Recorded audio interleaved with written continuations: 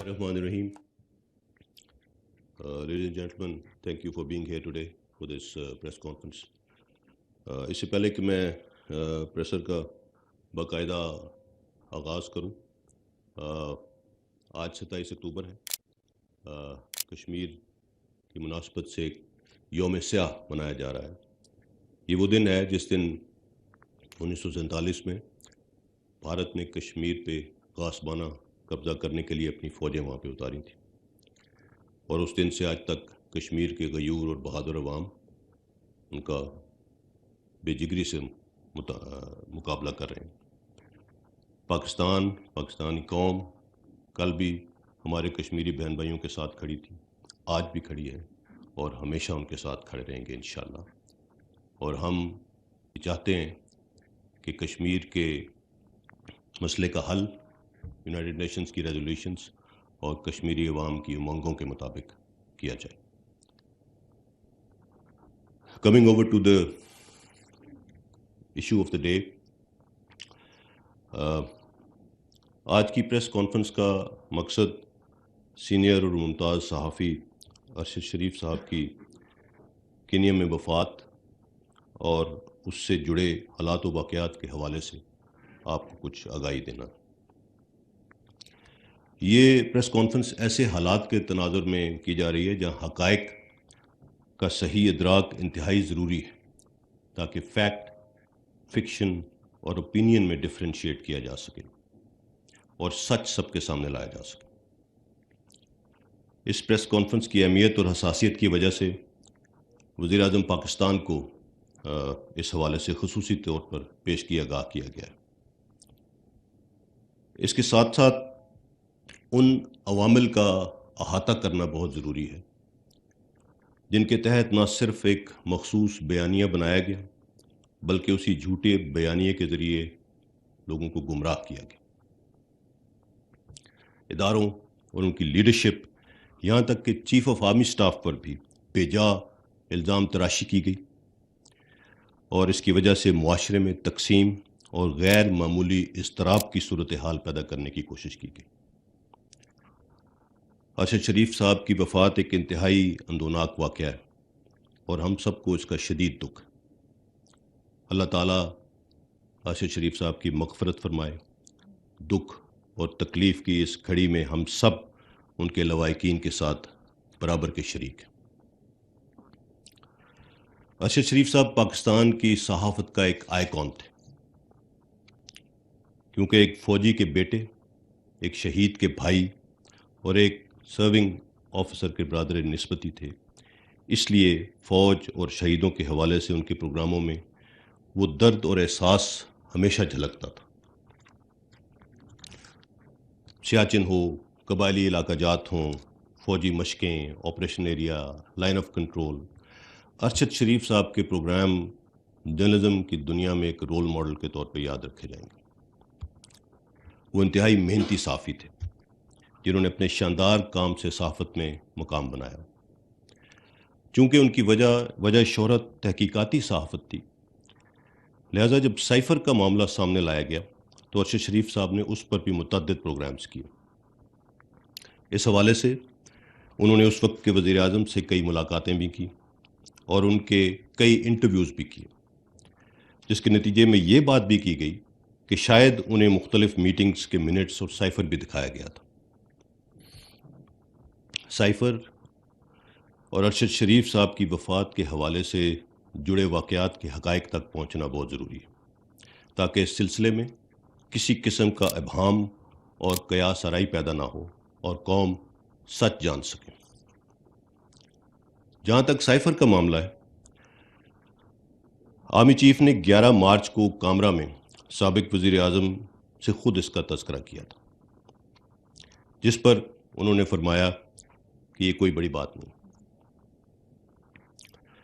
ہمارے لیے یہ حیران کن تھا جب 27 مارچ اسلام آباد کے جلسے میں کاغذ کا ایک ٹکڑا لہرایا گیا اور ڈرامائی انداز میں ایک ایسا بیانیہ دینے کی کوشش کی گئی جس کا حقیقت سے دور دور تک کوئی واسطہ نہیں تھا۔ سائفر کے حوالے سے حال ہی میں کئی حقائق منظر عام پر آ چکے ہیں۔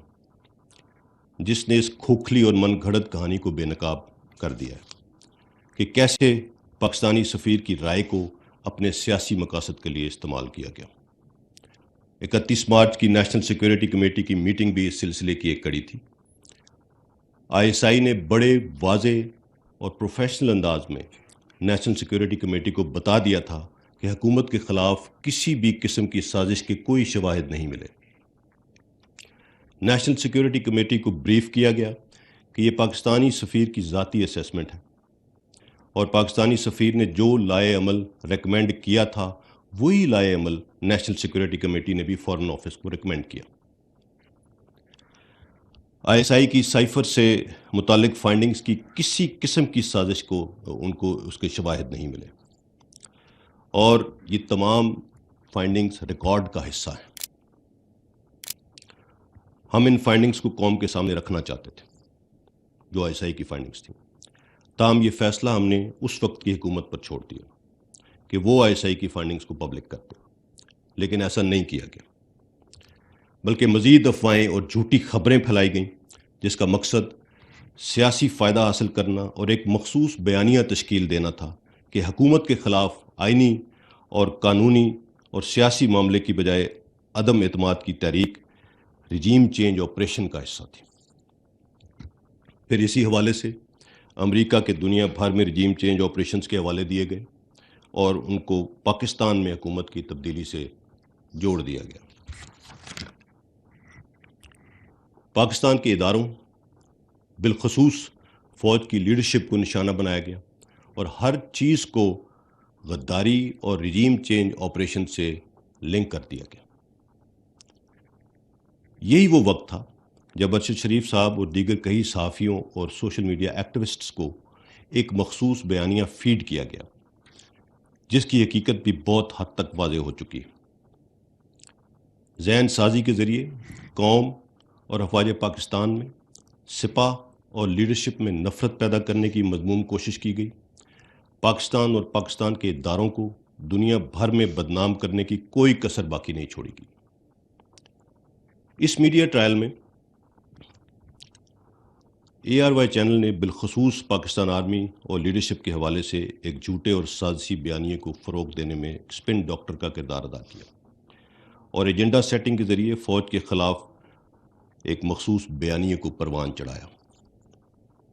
نیشنل سیکیورٹی کمیٹی کی میٹنگز اور اعلامیے کو غلط انداز میں پیش کیا گیا، حتیٰ کہ دوسری NSC میٹنگ میں اسد مجید صاحب کے حوالے سے من گھڑت خبر بھی چلائی گئی۔ پاکستان آرمی سے سیاسی مداخلت کی توقع کی گئی جو کہ آئین پاکستان کے خلاف ہے۔ لفظ اے پولیٹیکل نیوٹرل کو ایک گالی بنا دیا گیا۔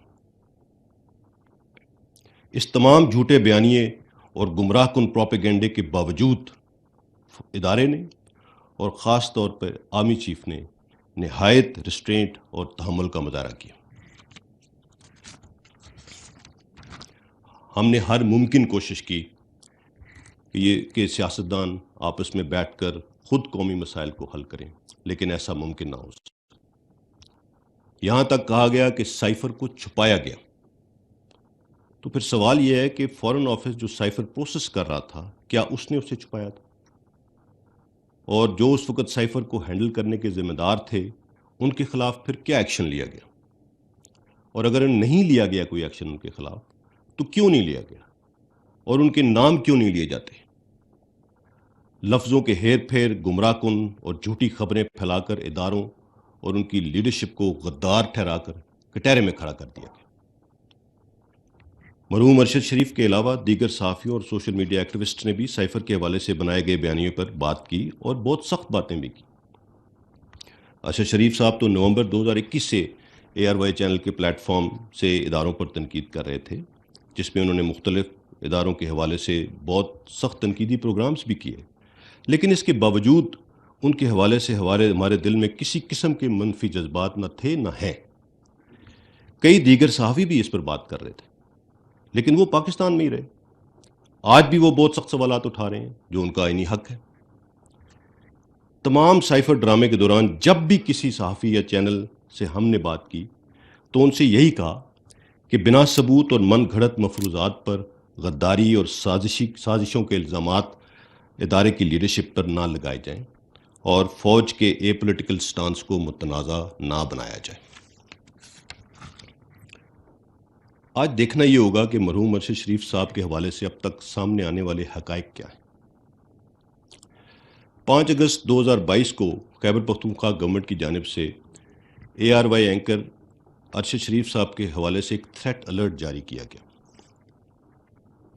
ہماری اطلاع کے مطابق یہ threat alert chief minister Khyber Pakhtunkhwa کی خاص ہدایت پر جاری کیا گیا، جس میں شبہ ظاہر کیا گیا کہ افغانستان میں مقیم TTP گروپ نے سپن بولدک میں ایک میٹنگ کی ہے جو ارشد شریف کو راولپنڈی اور ملکہ علاقوں میں ٹارگٹ کرنا چاہتے ہیں۔ اس حوالے سے وفاقی حکومت یا پھر سیکیورٹی اداروں سے مزید کسی قسم کی معلومات شیئر نہیں کی گئیں کہ کیسے اور کس نے KP گورنمنٹ کو یہ اطلاع مہیا کی کہ ارشد شریف صاحب کو ٹارگٹ کیا جائے گا۔ اس سے ظاہر یہ ہوتا ہے کہ یہ تھریٹ الرٹ مخصوص سوچ کے تحت جاری کیا گیا، جس کا مقصد شاید ارشد شریف صاحب کو ملک چھوڑنے پر آمادہ کرنا تھا، جبکہ اطلاعات بھی ہیں کہ ارشد شریف صاحب ملک چھوڑ کر نہیں جانا چاہتے تھے، لیکن بار بار ان کو یہ باور کرایا جاتا رہا کہ انہیں خطرہ لاحق ہے۔ 8 اگست 2022 کو شہباز گل کے ARY چینل پر فوج میں بغاوت پر اکسانے کی متنازع بیان کی تمام مکاتب فکر نے مذمت کی اور اسے ریڈ لائن کراس کرنے کے مترادف قرار دیا۔ 9 اگست کو انہیں گرفتار کیا گیا۔ اس متنازع اسپیشل ٹرانسمیشن کے حوالے سے جب ARY نیوز کے سینئر ایگزیکٹو وائس پریزیڈنٹ عماد یوسف سے تحقیقات کی گئیں تو معلوم ہوا کہ ARY کے chief executive officer mister Salman Iqbal نے شہباز گل کی گرفتاری کے فوراً بعد عماد یوسف کو ہدایات دیں کہ ارشد شریف کو جلد از جلد پاکستان سے باہر بھیج دیا جائے۔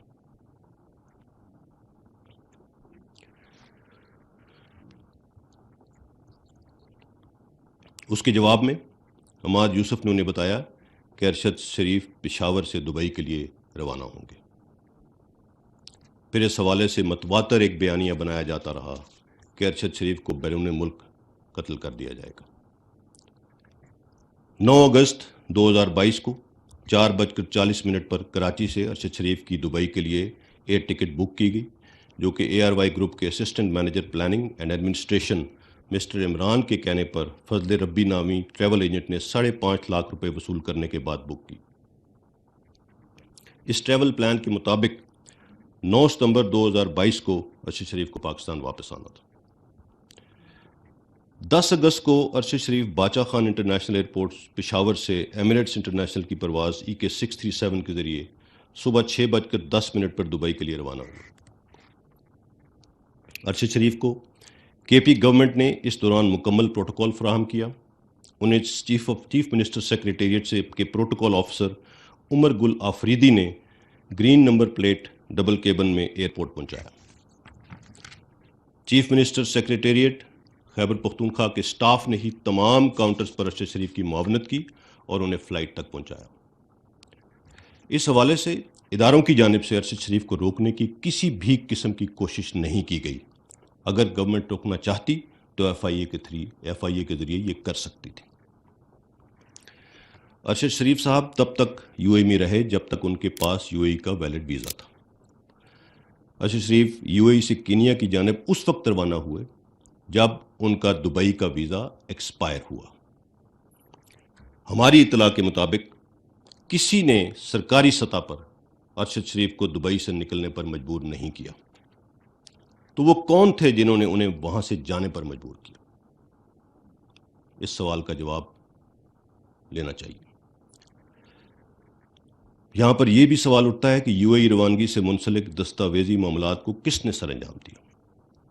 متحدہ عرب امارات میں ارشد شریف کے قیام و طعام کا بندوبست کون کر رہا تھا؟ کس نے انہیں مسلسل یہ باور کرایا کہ وہ پاکستان واپس نہ آئیں ورنہ انہیں مار دیا جائے گا؟ کس نے انہیں یقین دلایا کہ ان کی جان بیرون ملک، خاص طور پر کینیا جیسے ملک میں محفوظ ہے؟ ایک بیانیہ یہ بھی بنایا جا رہا ہے کہ جب ارشد شریف کو دبئی سے نکلوایا گیا تو صرف کینیا ہی وہ ویزا فری ملک تھا جہاں پہ وہ انٹری لے سکتے تھے، حالانکہ دنیا میں کم از کم 34 ایسے ممالک ہیں جہاں پر ویزا فری انٹری پاکستانیوں کو موجود ہے۔ ارشد شریف کیوں کر کینیا پہنچے اور ان کی میزبانی کون کر رہا تھا؟ ان کا پاکستان میں کس کس سے رابطہ تھا؟ ارشد شریف کی وفات سے منسلک کردار وقار احمد اور خرم احمد کون ہیں؟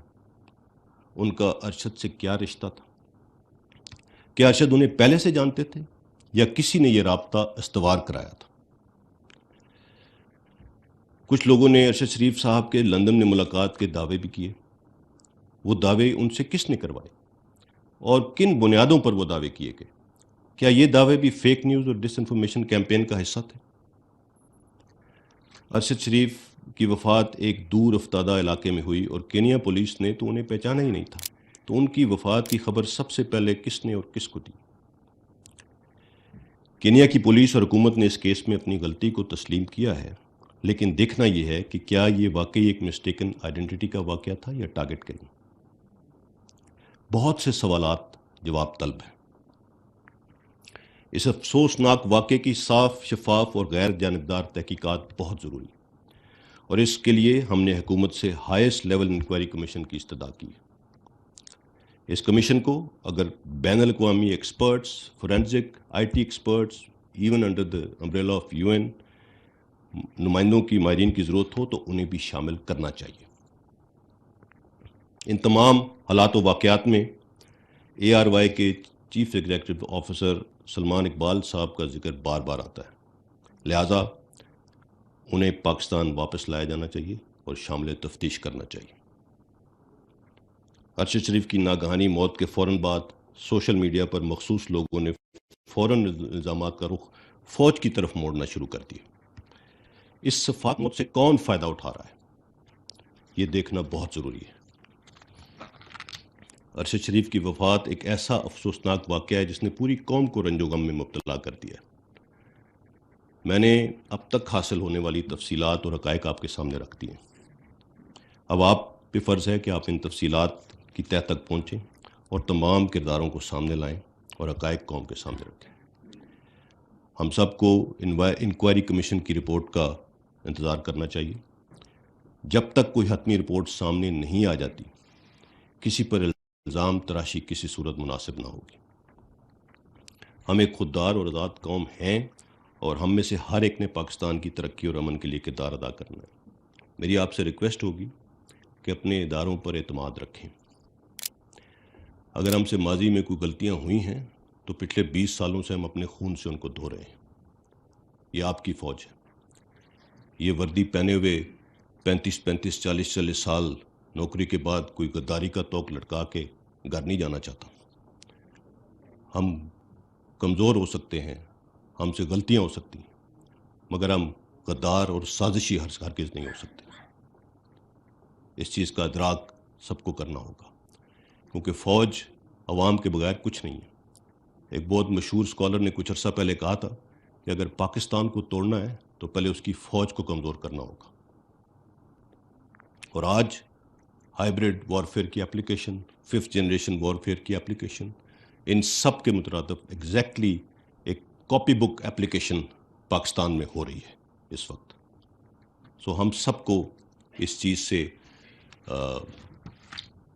ہم اس سے نبرد آزما ہے اور ہم اس سے باہر نکلیں گے انشاءاللہ۔ ایک متحد قوم ہی چیلنجز کا مقابلہ کر سکتی ہے۔ ہماری شناخت اور پہچان سب سے پہلے پاکستان ہے اور کچھ نہیں، اور ہم کبھی بھی انشاءاللہ ایک انسٹیٹیوشن کے طور پہ اپنی قوم کو مایوس نہیں کریں گے، نہ کیا ہے نہ کریں گے انشاءاللہ۔ یہ ہمارا آپ سے وعدہ ہے۔ یہ وقت اتحاد، تنظیم اور نظم و ضبط کا ہے، اور مل کر ہمیں پاکستان کو ان تمام چیلنجز سے نکالنا ہے، اور ہم انشاءاللہ اس سے نکلیں گے۔ Thank you very much. Before we start the Q&A، اس ٹاپک کی سینسٹیوٹی کو دیکھتے ہوئے اور جو ہم نے آج بات چیت کی ہے، میں نے DGI کو بھی ریکویسٹ کی ہے کہ وہ آج اس پریس کانفرنس میں میرے ساتھ بیٹھیں، اور اگر آپ کے کچھ سوالات ہیں تو ان کا بہتر طریقے سے جواب دے سکیں۔ DGI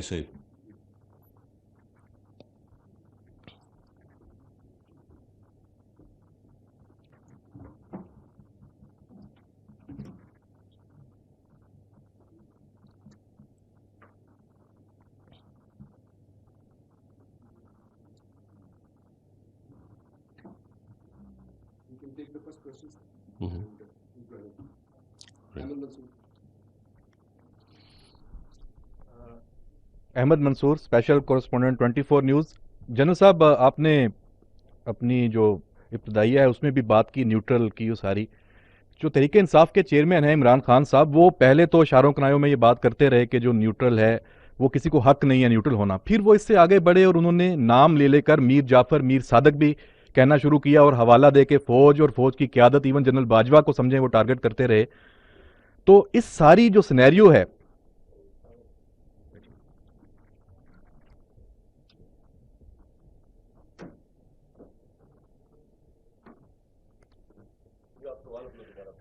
جی جنرل صاحب، میں یہ بات کر رہا تھا کہ جو خان صاحب ہیں انہوں نے پہلے تو یہ بات اشاروں کنایوں میں کی کہ نیوٹرل ہے، اس کا کسی کو حق نہیں ہے کہ نیوٹرل ہو، اور پھر انہوں نے نام لینے شروع کر دیے، میر جعفر اور میر صادق کا جو لقب دینا شروع کر دیا، اور ظاہری بات ہے کہ جب وہ اور کھلے اور ابھی تک یہاں تک پہنچے ہیں، وہ ٹارگٹ فنگرنگ بھی کر رہے ہیں، کون کن کو وہ کہہ رہے ہیں، وہ فوج کو، جنرل باجوہ صاحب کو، اس طرح مطلب ان کا بھی اشارہ۔ تو اب اس کے پیچھے ان کا مقصد کیا ہو سکتا ہے؟ وہ کیا وہ کہہ رہے ہیں، اور کیا ان کا جو مقصد ہے وہ پورا ہونے دیا جائے گا؟ دیکھیے، یہ آن ہے مائک؟ اس کے جو ظاہری عوامل ہیں، ان ٹرمنالوجیز کے جو انفارچونیٹلی یوز کی گئیں، اور جس بیانیے کو پروان چڑھایا گیا، اس کو تقویت بخشی گئی، اس کے ظاہری عوامل اور ان کا ایک کرونالوجی تو میں نے آپ کو دے دی ہے۔ اس کے کچھ اندرونی محرکات کیا ہیں اور وہ کس ڈائریکشن میں جا رہی ہیں چیزیں، I would request the DGI to please comment on that. Thank you. بسم اللہ الرحمن الرحیم۔ مجھے شعوری احساس ہے کہ آپ لوگ مجھے اپنے درمیان دیکھ کے حیران ہیں، اور میں آپ کی حیرانی کو اچھی طرح سمجھ سکتا ہوں۔ آپ کو معلوم ہے میری ذاتی تصاویر ہوں، ذاتی تشہیر ہو، اس پہ میری پالیسی تقریباً 1 سال سے واضح ہے، جس پہ میں اور میری ایجنسی سختی سے پابند ہے۔ اس کی وجہ یہ ہے کہ میرا منصب اور میرے کام کی نوعیت ایسے ہے کہ مجھے پس منظر میں، مجھے اور میری ایجنسی کو پس منظر میں رہنا ہے۔ لیکن آج کا دن کچھ مختلف ہے۔ آج میں اپنی ذات کے لیے نہیں آیا آپ کے پاس، بلکہ اپنے ادارے کے لیے آیا ہوں، جس کے جوان، جس کے آفیسر صبح شام اس وطن کی حفاظت میں اپنی جانوں کے نذرانے پیش کر رہے ہیں۔ اور خصوصی طور پہ میں اپنی ایجنسی کے لیے آیا ہوں، جس کے آفیسرز اور ایجنٹس پوری دنیا میں، پاکستان کے اندر، اس ملک کی پہلی دفاعی لائن بن کے 24 گھنٹے جاگ کام کرتے ہیں۔ جب ان کو جھوٹ کی بنیاد پر بلا جواز تنقید کا، تہذیب کا نشانہ بنایا جائے، تو بحیثیت اس ایجنسی کے، اس ادارے کے سربراہ کے، میں خاموش نہیں رہ سکتا۔ اور میں یہ بھی مانتا ہوں کہ جب جھوٹ اتنی آسانی، روانی اور فراوانی سے بولا جائے ایک سائڈ سے کہ ملک میں فتنہ اور فساد کا خطرہ ہو، تو سچ کی لمبی خاموشی بھی ٹھیک نہیں ہے اس ملک کے لیے۔ میں کوشش کروں گا بلا ضرورت سچ نہ بولوں۔ قوم نے میرے منصب میں مجھ پہ یہ بوجھ ڈالا ہے کہ میں ان رازوں کو جو میرے پاس ہیں، ان امانتوں کو اپنے سینے میں لے کے قبر میں چلا جاؤں، لیکن جہاں ضرورت سمجھی میں وہ راز آپ کے سامنے ضرور رکھوں گا، تاکہ میں اپنے ادارے کا، اپنے جوانوں کا، اپنے شہداء کا دفاع کر سکوں۔ آپ نے دیکھا لسبیلا میں ہمارے کور کمانڈر صاحب، اس کے ساتھ آفیسر، جوان شہید ہوئے، اس مٹی کی خاطر انہوں نے جان دی، لیکن ان کا بھی مذاق بنایا گیا۔ لہٰذا اس پس منظر میں جو آپ نے پہلا سوال پوچھا ہے کہ میر جعفر، میر صادق اور غدار کی کیا پس منظر ہے، دیکھیے اس میں 2 رائے نہیں ہے کہ آپ کسی کو میر جعفر کہیں، میر صادق کہیں، آپ کے پاس کوئی شواہد نہ ہو، تو ظاہری بات ہے اس کی جتنی بھی مذمت کی جائے یہ کم ہے۔ میں آپ کو کہنا چاہتا ہوں کہ یہ بالکل 100% جھوٹ پہ بنایا گیا نظریہ ہے، لیکن آپ کو یہ پتہ ہونا چاہیے کہ یہ نظریہ بنایا کیوں گیا۔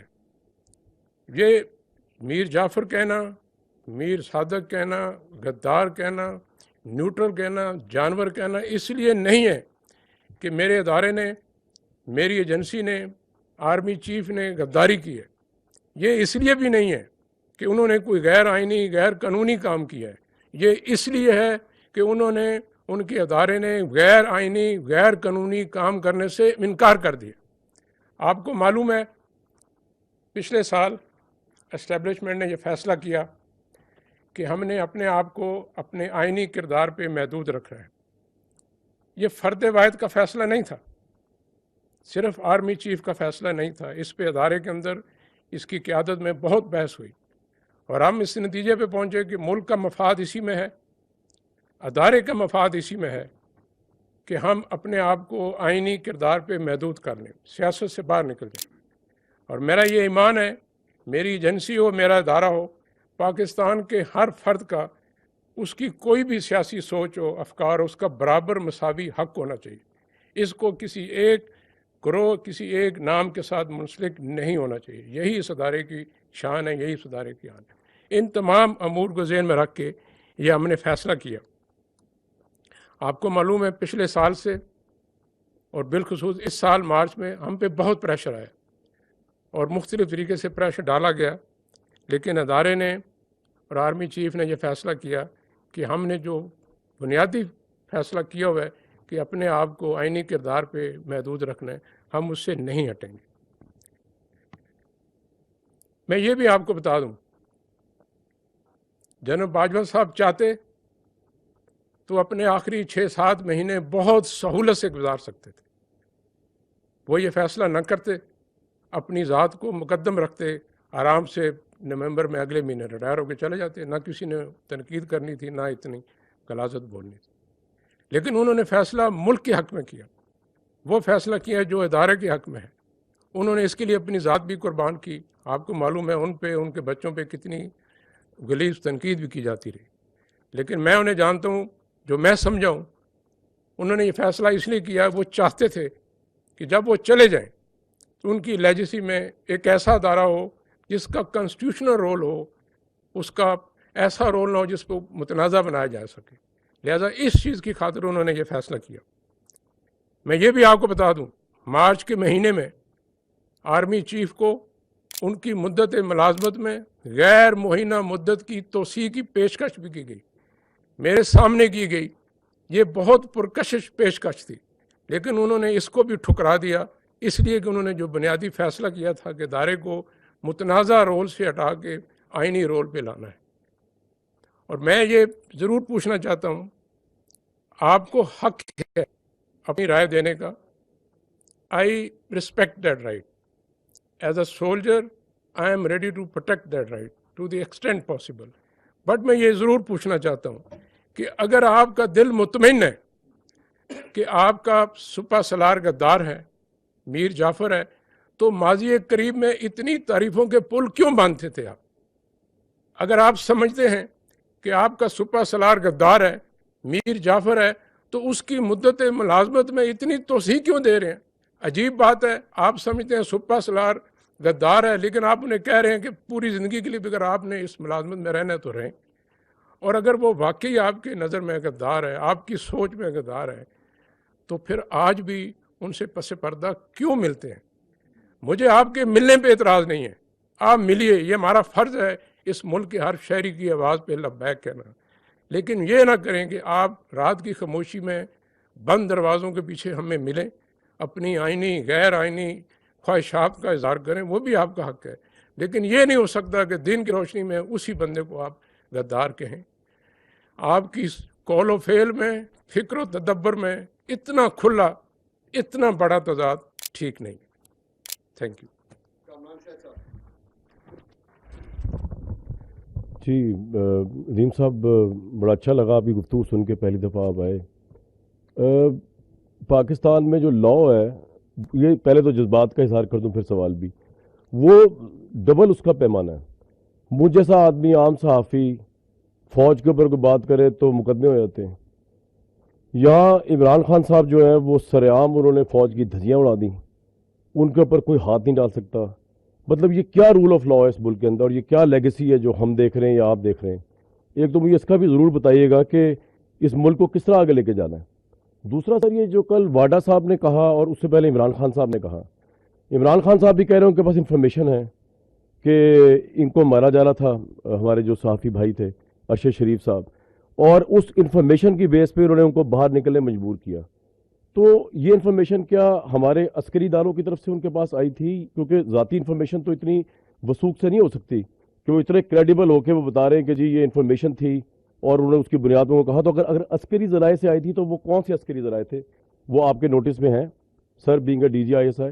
اور دوسرا جو فیصل واڈا صاحب کہہ رہے ہیں کہ ان کے فون کا آڈٹ کرا لیا جائے تو چل جائے گا پتہ کہ ساری کانسپریسی کھل جائے گی. تو کیا اس سلسلے میں آپ کچھ کر رہے ہیں کہ واڈا صاحب کو بلایا جائے، ان سے پوچھا جائے؟ انہوں نے تو کل بہت باتیں کر دی، انہوں نے تو کہا کہ اس کے جو بینیفیشری ہیں وہی اس کے قاتل ہیں. تو کون بینیفیشری ہے ارشد شریف صاحب کے قتل کا، اور اس کا لانگ مارچ سے کیا تعلق ہے؟ اور لانگ مارچ بھی اب یہ مدعا عمران صاحب نے اٹھا دیا ہوا ہے تو اس کو کس طرح لنک کر کے کس طرح دیکھا جائے سر؟ دیکھیے کامران صاحب، آپ نے جو بات کی ایز فار ایز ایک عام صحافی، آپ نے کہا کہ جی اس کو تو کیس ہو جاتا ہے. سر دیکھیے، ہم بھی ایک گورنمنٹ کے نیچے ایک ادارہ ہے، اور ریکورس ٹو لا جو ہمارے پاس چیزیں موجود ہیں ہم اس کے مطابق کرتے ہیں. میں نے ایک دفعہ پہلے بھی اپنی ایک پریس کانفرنس میں کہا تھا کہ اگر کوئی فوج کے خلاف بات کرتا ہے، فوج کے اوپر کوئی تہمت لگاتا ہے، تو جیسے آزادی اظہار رائے کا حق پاکستان کا آئین دیتا ہے، اسی طرح کردار کشی کی اجازت بھی پاکستان کا آئین نہیں دیتا، اور اداروں کے اوپر خاص طور پہ بات کرنے کی اجازت بھی پاکستان کا آئین نہیں دیتا. اور اس لا کی امپلیمنٹیشن وہ گورنمنٹ آف دا ڈے نے کرنی ہوتی ہے. گورنمنٹ آف دا ڈے نے کرنی ہوتی ہے. اگر آپ کے اس ادارے کے اوپر کوئی انگلیاں اٹھا رہا ہے تو انہوں نے اس کے اوپر آگے ایکشن لینا ہے. اس مد میں جب بھی کوئی اس طرح کی چیز ہوئی ہے، ہم نے ہمیشہ گورنمنٹ کے تھرو اس کو اپروچ کیا ہے، اور گورنمنٹ اس کے بارے میں جو بھی ایکشن لیتی ہے وہ ان کی ثوابدید ہے، ہماری ثوابدید نہیں ہے کسی کو گرفتار کرنا یا کسی کو کچھ کرنا. All we can do is request the government. دوسرا، آپ نے کہا کہ اس کا لانگ مارچ سے کیا تعلق ہے. دیکھیے لانگ مارچ ایک جی بالکل انکوائری کمیشن انفارمیشن کہاں سے آئی جی ارشد شریف صاحب قتل کی؟ ادارے سے آئی ہے یا بین ادارے سے آئی ہے؟ یہی تو ہم کہہ رہے ہیں کہ ہمارے پاس ایسی کوئی اطلاع نہیں تھی. جب میں نے آپ کو دکھایا کہ KP گورنمنٹ نے ایک تھریٹ الرٹ جاری کیا، we had no such information. I am sure ادارے کی طرف سے کسی قسم کی کوئی انفارمیشن ایسی شیئر نہیں کی گئی، اور اس کو بعد میں ڈگ بھی کیا گیا کہ کیسے کہاں سے آئی. کسی نے یہ انفارمیشن ہمارے ساتھ شیئر نہیں کی. سو جو کل والی ایک پریس کانفرنس تھی، میں اس کے ساتھ ان کی اوپر تو کمنٹ نہیں کر سکتا، مگر میرے خیال میں جو انکوائری کمیشن بنا ہے وہ ان تمام لوگوں کو، ان تمام شواہد کو دیکھے گا. اس لیے میں نے کہا کہ یہ بہت ضروری ہے کہ اس کیس کا غیر جانبدار اور شفاف اس کی تحقیقات ہوں، اور اس میں جس نوعیت کے انٹرنیشنل ایکسپرٹس یا فورینزک ایکسپرٹس جو بھی شامل ہے، ٹیکنالوجیکلی اس کو اگر کرنا ہے وہ کیا جائے. بغیر اس کے اگر یہ کیس اپنے منطقی انجام تک نہ پہنچا تو اس کا بہت نقصان ہوگا. سو دیٹ از وائی اگر انہوں نے کل کوئی بات کی ہے and if is very clear, تو I am sure inquiry commission اس چیز کو دیکھے گا. آپ کچھ اس میں ایڈ کرنا چاہیں گے؟ دیکھیے، شہید ارشد شریف صاحب بہت قابل صحافی تھے، محنتی صحافی تھے. میں ذاتی طور پہ ان کی بہت عزت کرتا ہوں.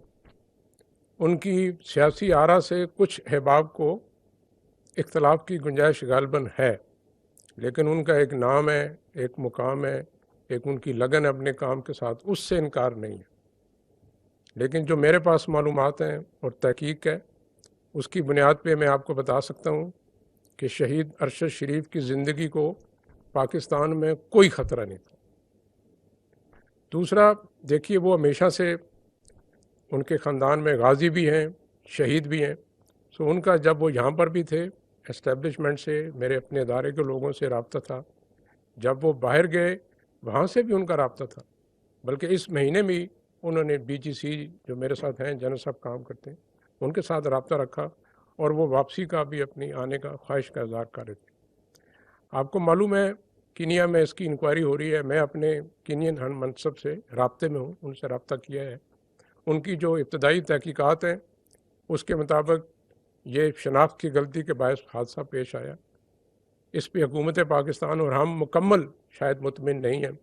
اسی لیے حکومت نے ایک ٹیم بنائی ہے जो तहकीकात करने कीनिया जाएगी।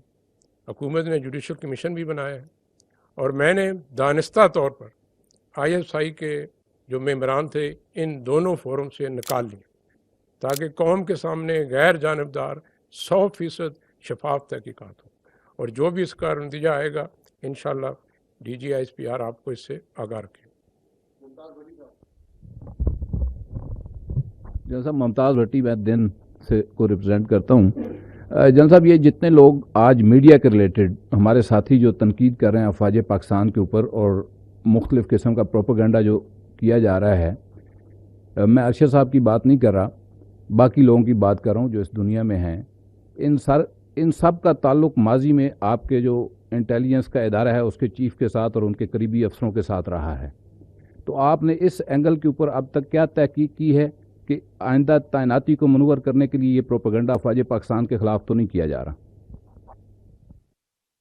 देखिए, एज लॉन्ग एज ताल्लुकात या मिलना या इस तरह की चीज़ है उसको इंफॉर्मेशन की शेयरिंग है, उसको किसी कोई गलत रंग मेरे ख्याल में नहीं देना चाहिए।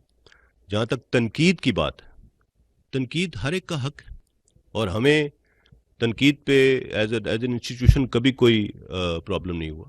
हमारा मसला सिर्फ किसी को तब होता है जब तनकीद से बढ़कर एक चीज़ इल्ज़ाम तराशी और मन घड़त प्रोपेगेंडे की डोमेन में चली जाती है।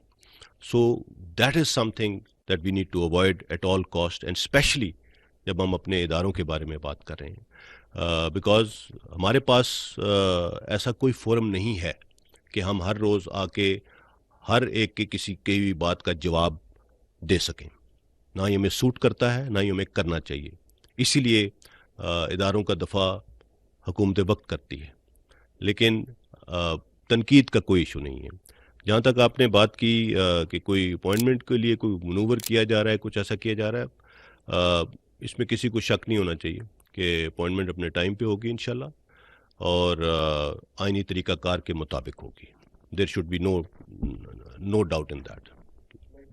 देखिए, मैं इससे पहले कह चुका हूँ आपके सवाल पूछने से पहले कि पाकिस्तान के हर शहरी का भी आईनी हक है कि वो आज़ादी से अपनी राय का इजहार करे, भले वो राय मेरी तनकीद ही क्यों न हो।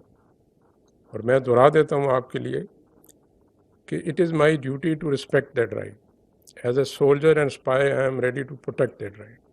आप हमारा मुहासबा कीजिए, सुबह शाम कीजिए, लेकिन पैमाना ये रखिए कि मैंने मुल्क के लिए और कौम के लिए क्या किया। ये ना रखिए कि मैंने आपके लिए, आपकी ज़ाती सियासी मफादात के लिए कुछ किया ही नहीं। वो पैमाना ठीक नहीं है।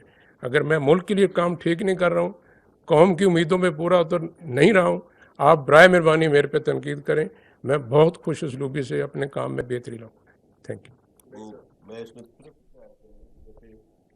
बड़ा मशहूर एक मकूला है कि everybody has a right to his और her own opinion but not to their own facts. Opinion का राइट है बट फैक्ट्स मैन्युफैक्चर मत करें। और अनफॉर्चुनेटली जब प्रोपेगेंडा, फिफ्थ जनरेशन वॉरफेयर, ये जब जो इसकी असास है वो यही है कि फैक्ट्स को तोड़ मरोड़ के पेश किया जाता है और उनकी बुनियाद पर अफवाहें और प्रोपेगेंडा किया जाता है। ठीक है जी। लाइकुर रहमान, ARY TV से। DG साहब, आपसे सवाल है कि जिस सिनारियो को आपने बयान किया उसमें बहुत से इंटरनेशनल चैलेंजेस भी एक सामने आते हैं, तो थोड़ी सी रोशनी डालेंगे वो कौन से इंटरनेशनल चैलेंजेस हैं और उनको निपटने के लिए हिकमत अमली क्या है? और DGI ने अभी एक स्टेटमेंट दी, उसमें एक छोटा सा जिक्र किया कि मार्च में चीफ को एक्सटेंशन, अनलिमिटेड एक्सटेंशन की बात की गई। नाम बताना पसंद करेंगे किसने की थी? Thank you. इन्फॉर्मेशन उन्होंने शेयर किया है, मेरे ख्याल में वो उतनी ही शेयर कर सकते हैं। इससे मजीद अगर शेयर कर सकते होते तो आपको ज़रूर बता देते। मगर मैं आपको ये ज़रूर बता दूं कि आपने जो इंटरनेशनल चैलेंजेस की बात की वो किस नोयत के, आप इस केस से रिलेटेड इंटरनेशनल चैलेंजेस हैं उनके बाद और इस केस से रिलेटेड इंटरनेशनल चैलेंजेस बहुत हैं। Pakistan is a country of consequence and जब आप इतने स्ट्रेटेजिकली इम्पोर्टेंट, पाकिस्तान एक दुनिया में एक स्ट्रेटेजिकली इम्पोर्टेंट मुल्क है और इसके चैलेंजेस हमेशा रहे हैं और रहेंगे। اور انہی چیلنجز سے لڑنے کے لیے, انہی چیلنجز کو اوور کم کرنے کے لیے, بیکاز جیسے کہتے ہیں every challenge brings an opportunity, so there are also many opportunities available to us internationally.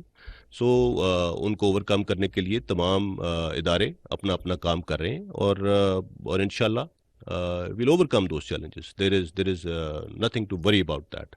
اور اس کے بارے میں ہر ایک کی اپنی رائے ہو سکتی ہے, بالکل اس کے مطابق آگے چلا جا سکتا ہے, but there is a way to do everything, اور اسی کے مطابق کریں. یہاں میں یہ ضرور بتا دوں, جیسے آپ نے کہا کہ جی مارچ میں ڈی آئی نے جس طرح بات کی, آپ 2021 مارچ میں چلے جائیں. 2021 مارچ کے بعد اس وقت ایک سینٹ کا الیکشن ہوا تھا, جس کے آپ جانتے ہیں کیا ہوا. اس کے بعد اگر کسی الیکشن میں آپ ضمنی انتخابات لے لیں, کنٹونمنٹ بورڈ الیکشنز لے لیجئے, لوکل باڈیز الیکشنز لے لیجئے, اس سال ہونے والے انتخابات لے چکے, کہیں پہ اگر فوج کی کوئی یا آئی ایس آئی کی انٹرفیرنس کسی کو ایویڈنس ملا ہو تو بتائیں. ہم نے بارہا اس بارے میں بات کی کہ اگر کوئی ایویڈنس ہے, بار بار کہا جاتا ہے کہ دھاندلی کی گئی, یہ کیا گیا, وہ کیا گیا, کہیں پہ ادارے نے اگر مداخلت کی ہو کسی پولیٹیکل ایونٹ کے اندر, تو اس کا کوئی اگر ایویڈنس ہے پلیز لے کے آئیے. آئی ایم شیور دیر از نن. دیکھیے, مارچ میں آپ نے سوال پوچھا کہ آرمی چیف کو ان کی مدت ملازمت میں غیر معینہ عرصے کے لیے توسیع کی کس نے کہا. تو ظاہری بات ہے, جو حکومت وقت تھی, جو اس کو قانونی طور پہ دینے کے مجاز تھے, انہوں نے آفر کی تھی, اور وہ اس لیے اس وقت یہ پیشکش کی گئی کہ جو طریقے عدم اعتماد ہے وہ اپنے عبور پہ آ چکے تھے. جو آپ نے بات کی پاکستان کے جو دوست ہیں, دشمن ہیں, بیرونی چیلنجز ہیں, دیکھیے پاکستان ایک جمہوری ملک ہے. پاکستان کے دوستوں کا اور دشمنوں کا فیصلہ کرنا منتخب جمہوری حکومت کا کام ہے. ادارہ فوج آئی ایس آئی کا کام ہے خفیہ معلومات کی بنیاد پر اپنا تجزیہ اور تبصرہ حکومت کے آگے رکھے, فیصلہ ان کا ہے.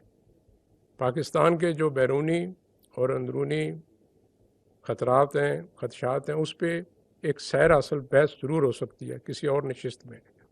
لیکن سر دست آپ کو یہ بتا دوں کہ پاکستان کو الحمدللہ بیرونی خطرات سے یا پاکستان کو عدم تحفظ سے خطرہ نہیں ہے. اس کی وجہ یہ نہیں ہے کہ پاکستان کا دفاع ناقابل تسخیر ہے کیونکہ ہمارے پاس ایٹمی قوت ہے. صرف یہ وجہ نہیں ہے. صرف یہ وجہ بھی نہیں ہے کہ پاکستان کی فوج بہت بہادر اور مضبوط ہے. پاکستان کا دفاع اس لیے مضبوط ہے کہ اس دفاع کی ذمہ داری 22 کروڑ عوام نے خود لی ہوئی ہے, جو اس ملک پہ اپنی جان قربان کرنے کو ہر وقت تیار رہتے ہیں. ہم نے خود 25-26 سال اس جنگ میں دیکھا ہے. ہماری قوم کا بہت جذبہ ہے. پاکستان کو جس چیز سے خطرہ ہے وہ عدم استحکام سے ہے, اور یہ وہ چیز ہے جس پہ میں آپ کی بھی توجہ دلانا چاہتا ہوں کہ عدم استحکام کی کیا وجوہات ہیں. دیکھیے, جب آپ نفرت اور تقسیم کی سیاست کرتے ہیں تو اس سے ملک میں عدم استحکام آتا ہے. اگر ہم نے تاریخ سے نہیں سیکھا تو کچھ دہائیاں پیچھے چلے جائیں. ہم مسلمان ملک تھے, ہمارے 2 حصے تھے, لیکن اس کے باوجود الگ ہو گئے کیونکہ ہم نے نفرت اور تقسیم کو زیادہ ابھارا. اور یہی وہ چیز ہے جو ہمارے معاشرے اور مملکت کی بنیادیں کھوکھلی کر رہے.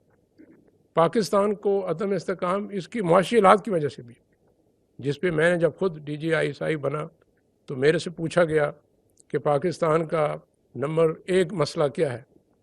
تو میں نے کہا سر میری نظر میں یہ ہمارے معاشی مسائل ہیں. بہرحال جنہوں نے سوال پوچھا وہ میری رائے سے متفق نہیں ہوئے. ان کی نظر میں حزب اختلاف پاکستان کا سب سے بڑا مسئلہ تھا. پاکستان کا جو ہمارے ہاں سیاسی اور معاشرتی عدم برداشت ہے, جو گالی گلوچ آپ خود دیکھتے ہیں سوشل میڈیا پہ بڑے بڑے معزز قابل احترام قابل تحسین لوگ جو زبان استعمال کرتے ہیں, اس سے عدم استحکام آتا ہے. پاکستان کو خطرہ اس سے. باہر سے الحمدللہ ہمارے دشمنوں کو معلوم ہے ہم کیا کر سکتے ہیں, اس لیے پاکستان کا جو ڈیٹرنس ہے it works every day. It doesn't make a noise but it does work. دوسرا یہ بھی آخری چیز ہے بہن, میں ایک بات مکمل کر لوں کہ جو عدم استحکام ہے وہ اس کی ایک وجہ یہ بھی ہے کہ ہمیں چاہیے کہ ہم آئینی اور قانونی راستے اختیار کریں اپنی خواہشات کی تکمیل میں. جب ہم چور دروازے غیر آئینی غیر قانونی طریقے استعمال کرتے ہیں تو ملک میں انتشار آتا ہے.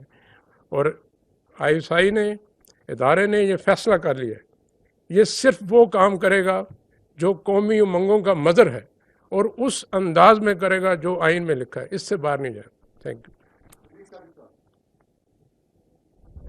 سر دو چھوٹے چھوٹے سوال ہیں. ایک تو سر یہ کہ یہ کس حد تک خطرناک ہے کہ جو عمران خان صاحب ہیں وہ مذہبی رنگ دے رہے ہیں اور وہ یہ کہہ رہے ہیں کہ اگر آپ نیوٹرل رہے تو اسلام اس کی اجازت نہیں دیتا. وہ امر بالمعروف اور نہی عن المنکر کا اکثر حوالہ دیتے ہیں.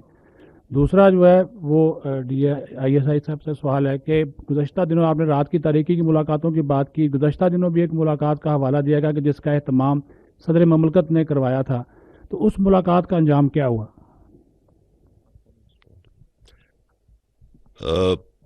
اس ملاقات کے بارے میں DGI آپ کو تفصیل اگر ان کے پاس ہے تو وہ دے دیں گے. ایز فار ایز نیوٹرل کی آپ نے بات کی, میں ایک تو نیوٹرل کا لفظ ہم نے خود کبھی استعمال نہیں کیا.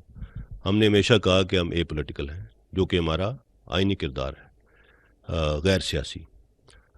اس کو نیوٹرل کہہ دینا یا اس کو جانور سے تشبیہ دینا میرے خیال میں یہ, اور ساتھ جس طرح آپ نے کہا کہ اس کے اندر ایک دین کا بھی حوالہ دے دینا.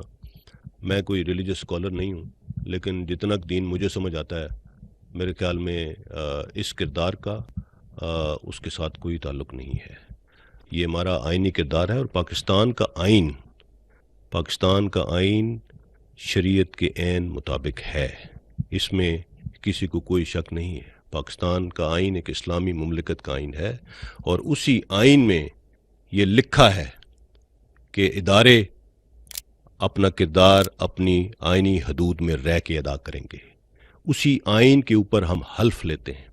میں نے جیسے کہا ماضی میں ہم سے غلطیاں ہوئیں, ایک ہسٹری ہے, اسی کی وجہ سے, اسی ہسٹری کی وجہ سے آج بھی ہم پہ انگلیاں اٹھتی ہیں. لیکن اس بوجھ کا, ان غلطیوں کا قرض ہم بہت عرصے سے ادا کر رہے ہیں. اور جیسا DGI نے بھی آپ کو بتایا کہ یہ کوئی فرد واحد کا فیصلہ نہیں تھا کہ ہم نے اپنے آپ کو ہر سیاسی چیز سے باہر نکال لینا ہے. میں نے اپنی پریسر میں بھی بات کی, آپ ریکوڈک لے لیں, آپ فاٹف لے لیں, آپ کارکے لے لیں, آپ NCOC کووڈ کا دوران جو کام ہوا وہ لے لیجئے. ایون ملٹری ڈپلومیسی کے تحت جو کچھ چیف آف آرمی سٹاف نے اپنی ذاتی تعلقات کو بھی سامنے لا کے جو کچھ کر سکتے تھے کیا.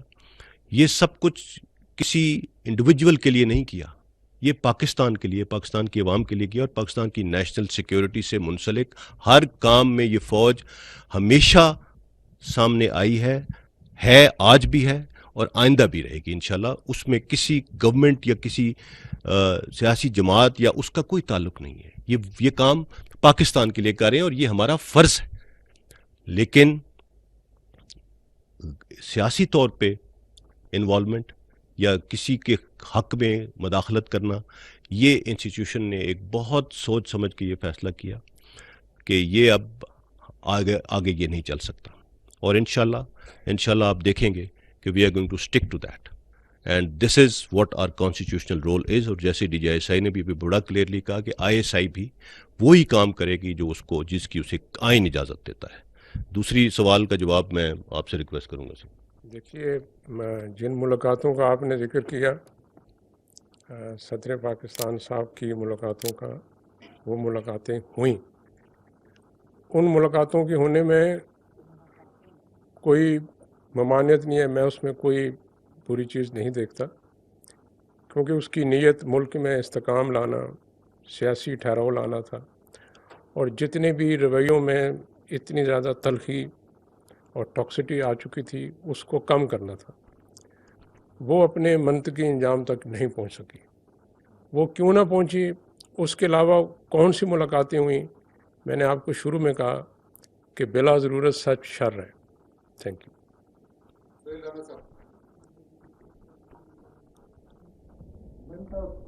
First of all, DGISP, پہلے تو congratulate you as a 3 star general number 1. دوسرا سر, آپ نے فرمایا ہے کہ 3 اسٹار جنرل کا آپ نے نہیں فرمایا, ARY چینل کا آپ نے ذکر کیا, تو یہاں پہ اگر فوج میں بھی 3 اسٹار جنرل کوئی غلط کام کرتا ہے تو اس کا بھی FGC field general court martial ہو جاتا ہے. تو یہ جو فارم ہاؤس ہے کینیا میں وہ بھی انہی صاحب کا ہے, تو کیا DG صاحب نے, DGI صاحب نے بتایا کہ میں نے اپنے 2 افسران کو وڈرا کیا کہ انڈیپینڈنٹ انکوائری ہو یا جوڈیشل کمیشن جو بھی فیصلہ کرے, تو کیا اس شخص کو بھی لایا جائے گا کٹہرے میں جس نے یہ مرڈر کروایا؟ دیکھیے, اس بارے میں ابھی کوئی بھی رائے قائم کرنا قبل از وقت ہوگا. میں نے پہلے بھی بات کی, ہمیں انکوائری کمیشن کی تحقیقات کی آؤٹ کم کا انتظار کرنا چاہیے. میرا یا آپ کا یہ حق نہیں بنتا کہ ہم یہ کہیں کہ کس نے یہ کروایا اور کیا ہوا. تحقیقات ہوں گی. میں نے آپ کے سامنے جو بھی چیز رکھی ہے وہ اس میں کوئی رائے نہیں ہے, وہ فیکٹس بیسڈ ہے. جو ابھی تک فیکٹس ہمارے پاس آئے تھے وہ ہم نے آپ کے ساتھ شیئر کر لیے. وہ اس لیے ضروری سمجھا کہ انگلیاں اٹھ رہی تھی اور مفروضات کو شکل دی جا رہی تھی اور عجیب و غریب قسم کی باتیں شروع ہو گئی تھیں, جس سے یہ خدشہ تھا کہ انکوائری کو بھی اس کے اوپر بھی اثر انداز ہو سکتی ہے. سو یہ چند حقائق ہم نے جو ابھی تک ہمارے پاس تھے وہ سامنے لائے ہیں. کسی کے اوپر نہ کوئی الزام لگایا ہے نہ کچھ اور. ہاں, ہم نے یہ ضرور کہا ہے کہ جو لوگ اس سے منسلک ہیں یا جن کا نام مختلف وجوہات کی بنیاد پر ان شواہد میں آ رہا ہے ان کو شامل تفتیش کرنا چاہیے, اور اس میں کسی قسم کی کوئی رکاوٹ نہیں ہونی چاہیے. اور اس میں اگر انٹرنیشنل ایکسپرٹس چاہیے, جو بھی چاہیے, اسی لیے جیسے DGI نے کہا کہ ہم نے, کیونکہ انگلیاں ہم پہ اٹھنی شروع ہو گئیں ادارے پہ, کیونکہ it was totally unnecessary. So اسی لیے اس کو شفاف رکھنے کے لیے اور اس کو غیر جانبدار رکھنے کے لیے ہم نے یہ فیصلہ کیا کہ کوئی بھی شخص ادارے سے اس انکوائری کمیشن کا حصہ نہیں ہوگا, تاکہ کوئی اس کے اوپر, ادارے کے اوپر یہ شک نہ کر سکے کہ ہم نے کسی چیز کو کچھ کرنے کی کوشش کی ہے. تو انشاءاللہ جب یہ رپورٹ آئے گی تو اس کے بعد چیزیں کلیئر ہو جائیں گی. تو let's not jump to conclusions and let's not point fingers on anyone for that matter, any one.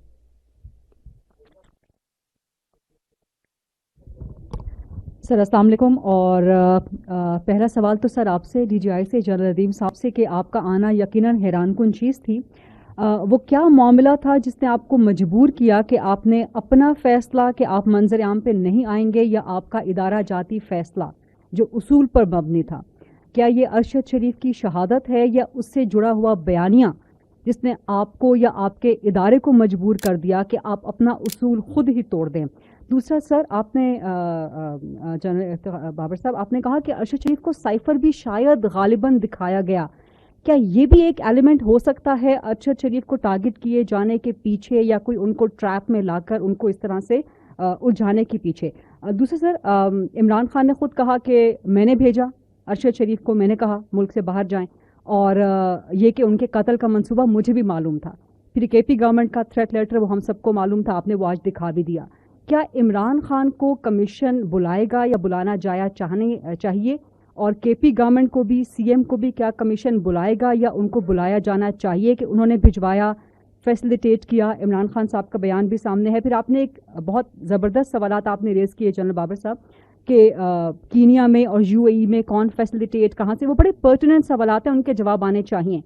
ایک سوال آپ نے کہا کہ کس نے کس کو خبر دی ارشد شریف کی شہادت کی, تو جو ہمارے پاس اطلاعات ہیں ان کے مطابق تو خرم نے سب سے پہلے سلمان اقبال کو, فیملی کو بھی نہیں دی. تو یہاں پر جو کنیکشن ڈیولپ ہو رہے ہیں, کیا ان سب چیزوں کی بھی تفتیش اور تحقیق ہونی چاہیے؟ دوسرا سر, اسی سے جڑا سر, آپ نے بھی کہا کہ کوئی خطرہ نہیں تھا ارشد شریف کو پاکستان کے اندر. تو جب خطرہ نہیں تھا تو پھر جو لوگ بھجوانے میں ملوث تھے یا جنہوں نے ان کو اتنا خوفزدہ کر دیا, کیا ان سب سے تفتیش ہونی چاہیے؟ دوسرا سر, آپ نے کہا کہ لاسٹ سوال ہے, آپ نے کہا کہ ادارے نے فیصلہ کر لیا ہے کہ اے پولیٹیکل رہنا ہے. یہ فیصلہ ادارے کا مستقل ہے یا افراد سے منسلک ہے؟ ادارہ جاتی فیصلہ ہے یا یہ افراد کا فیصلہ ہے, یا اس کے بعد جب تبدیلیاں آئیں گی ادارے میں تو ہم وہاں پر بھی کچھ تبدیلی دیکھیں گے؟ یو لاسٹ کوشچن فرسٹ, کہ میں نے پہلے بھی کہا یہ ادارے کا فیصلہ ہے, یہ کسی انڈیویجول کا فیصلہ نہیں ہے. اور ہمارا ادارے کا ایک میکنزم ہے جس کے تحت سینئر ملٹری لیڈرشپ فریکوینٹلی بیٹھتی ہے اور مختلف چیزوں کے اوپر غور کیا جاتا ہے. So it was not a one of the scene. یہ ایک فیصلہ ادارے کا ہے اور انشاءاللہ ادارے کی آنے والی لیڈرشپ بھی اس پہ قائم رہے گی اور اس میں کوئی شک نہیں ہونا چاہیے. اور یہ کوئی فیصلہ ایسا نہیں ہے کہ اس کو کوئی آپ کہہ دیں کہ یہ کوئی بک سے باہر چیز ہے. It is part of the constitution of Pakistan and that is what we are sticking to. As far as آپ نے تفتیش کی بات کی تو دیکھیے میں نے جیسے پہلے بھی کہا کہ اس تفتیش کو مکمل غیر جانبدار اور شفاف ہونا ہے. اور اس میں جس شخص کو میرا خیال میں یہ سمجھتا ہوں کہ انکوائری کمیشن جو بنایا گیا ہے, اسی لیے میں نے کہا کہ ہائیسٹ لیول پہ ہم نے ریکویسٹ کی گورنمنٹ کو اور گورنمنٹ نے وہ اناؤنس بھی کیا ہے. وہ ہائیسٹ لیول کا انکوائری کمیشن اسی لیے کہ وہ کسی کو بھی بلا سکتے ہیں, کسی سے بھی تفتیش کر سکتے ہیں اور ہونی چاہیے. اور اس واقعے کے جتنے بھی اینگلز ہیں, جتنے بھی اس سے ریلیٹڈ شواہد ہیں, ان کو پوری طرح سے پرکھنا ہوگا. اور جنہوں نے بھی اس بارے میں کوئی انفارمیشن شیئر کی ہے یا وہ انفارمیشن رکھتے ہیں, I am sure that they will be called upon and they will have to appear in front of the commission. دیکھیے آپ نے بات کی کہ یہ جو غیر سیاسی یا آئینی کردار تک محدود رہنے کا فیصلہ ہے, کیا یہ فرد واحد کا ہے یا ادارے کا ہے. میں نے آپ سے شروع میں کہا اس پہ بہت دن ادارے کی جو قائدین ہیں ان میں بہت بحث ہوئی. اس پہ ہر پہلو پہ غور کرنے کے بعد ادارے نے یہ فیصلہ کیا بحیثیت ادارہ کہ ہم آئینی کردار تک محدود رہیں گے. آپ کو یہ معلوم ہو جو اس فیصلے میں شامل تھے ان میں وہ لوگ تھے جو اگلے 15 سے 20 سال تک اس ادارے کی قیادت سنبھالنے والے. لہذا یہ فیصلہ فرد واحد کا نہیں ہے. دوسری جو آپ نے بات کی کہ کس چیز نے مجھے مجبور کیا, یہ لفظ ٹھیک استعمال ہوا ہے کیونکہ میری اپنی پالیسی تھی کہ میں نے تصویر بھی نہیں لانی اپنی. وہ یہ تھی کہ میں دیکھتا تھا اکثر کہ جیسے میں نے شروع میں کہا کہ ایک سائڈ پہ جھوٹ کو اتنی آسانی ہے, اتنی فراوانی ہے, اور ہمارے جو نوجوان ذہن ہیں وہ اس کو قبول کرتے جا رہے ہیں. اور مجھے کسی ذاتی چیز کی وجہ سے میں مجبور نہیں ہوا. جب میں نے دیکھا کہ اس سے ادارے اور ملک میں ایک فتنہ اور فساد پھیلنے کا خطرہ ہے صرف اس وجہ سے کہ جھوٹ کو جھوٹ ثابت نہیں کیا جا رہا یا سچ خاموشی پہ تولا ہوا ہے, تو اس لیے میں نے یہ خاموشی توڑی.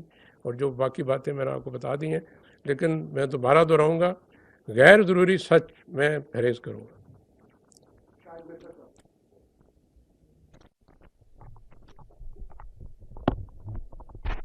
السلام علیکم جی.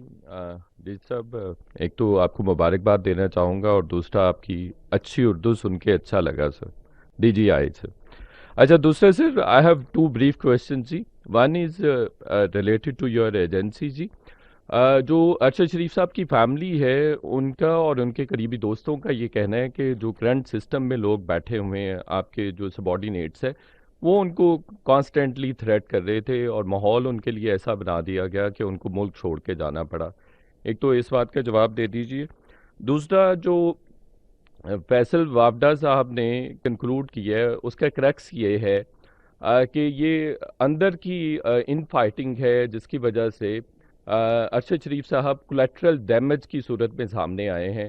تو جس طرف انہوں نے پوائنٹ آؤٹ کیے ہیں فنگرز فیصل وافدہ صاحب نے, کیا ان کے اگینسٹ بھی وہ پریویس سسٹم میں بیٹھے ہوئے لوگ یا جو اتھارٹی تھے ان کی بات کر رہے ہیں, تو ان کے اگینسٹ بھی کوئی پروب انویسٹیگیشن یا کوئی کارروائی متوقع ہے؟ Thank you.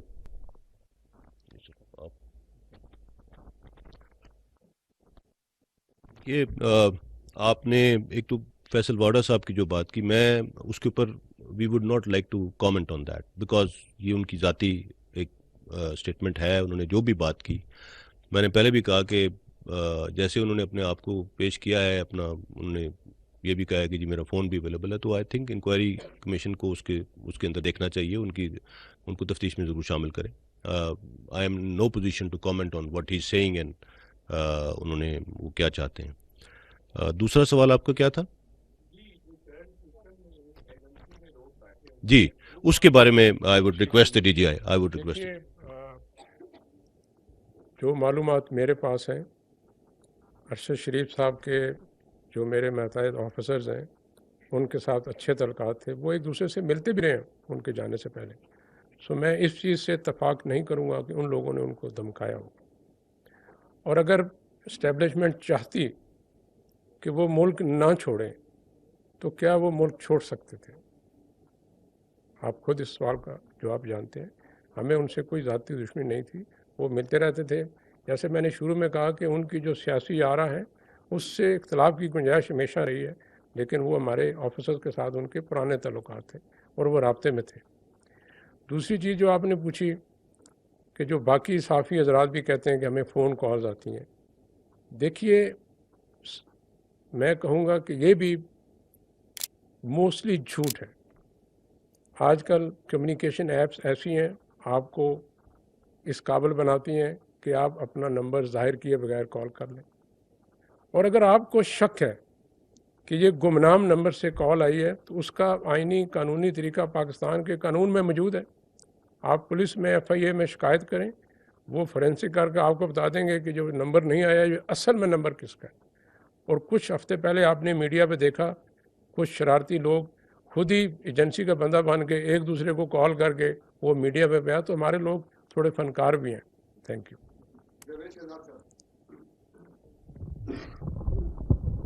جیسا میں جاوید شہزاد ہوں اور صاف نیوز اسلام آباد سے.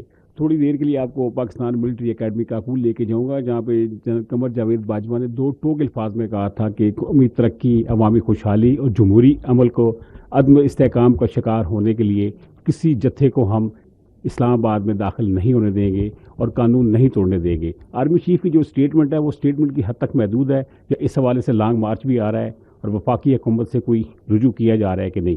دوسرا سر DGI سے میرا سوال ہے، میرا اور ان کا دفتر قریب ہی آپارہ میں ہی. تو سر میں یہ جاننا چاہوں گا کہ ابھی جتنی ہم نے بات کی ہے عمران خان کے حوالے سے، تو عمران خان کو لانے میں بھی تو آپ کے ادارے کا کردار تھا. کیا آپ سمجھتے ہیں کہ وہ غلطی تھی؟ اس حوالے سے MI کی اور ISI کی جو اسٹڈی رپورٹس ہوئی تھی خان صاحب کے حوالے سے، اس پہ بھی ذرا ڈسکس کیجیے گا سر. Thank you.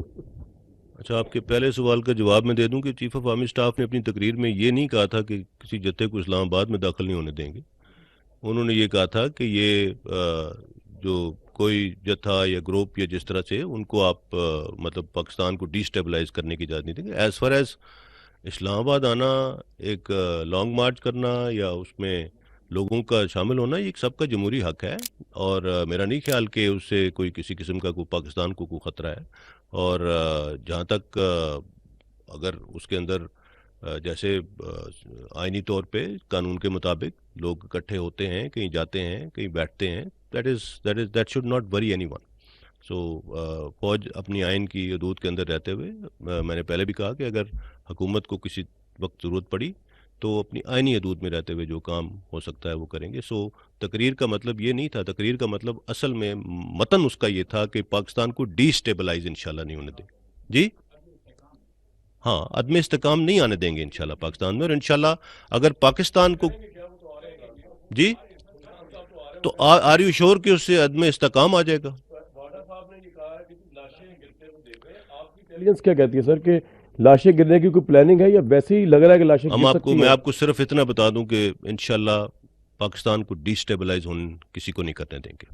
That should be very clear to everyone. ٹھیک ہے جی سر. دیکھیے، آپ کو معلوم ہے پاکستان کا آئین اپنے شہریوں کو بنیادی حقوق کی گارنٹی دیتا ہے، اور ان حقوق میں ایک حق احتجاج کرنے کا بھی ہے. لہٰذا ہمیں کسی کے لانگ مارچ سے، دھرنے سے، احتجاج سے کوئی اختلاف نہیں کرنا چاہیے.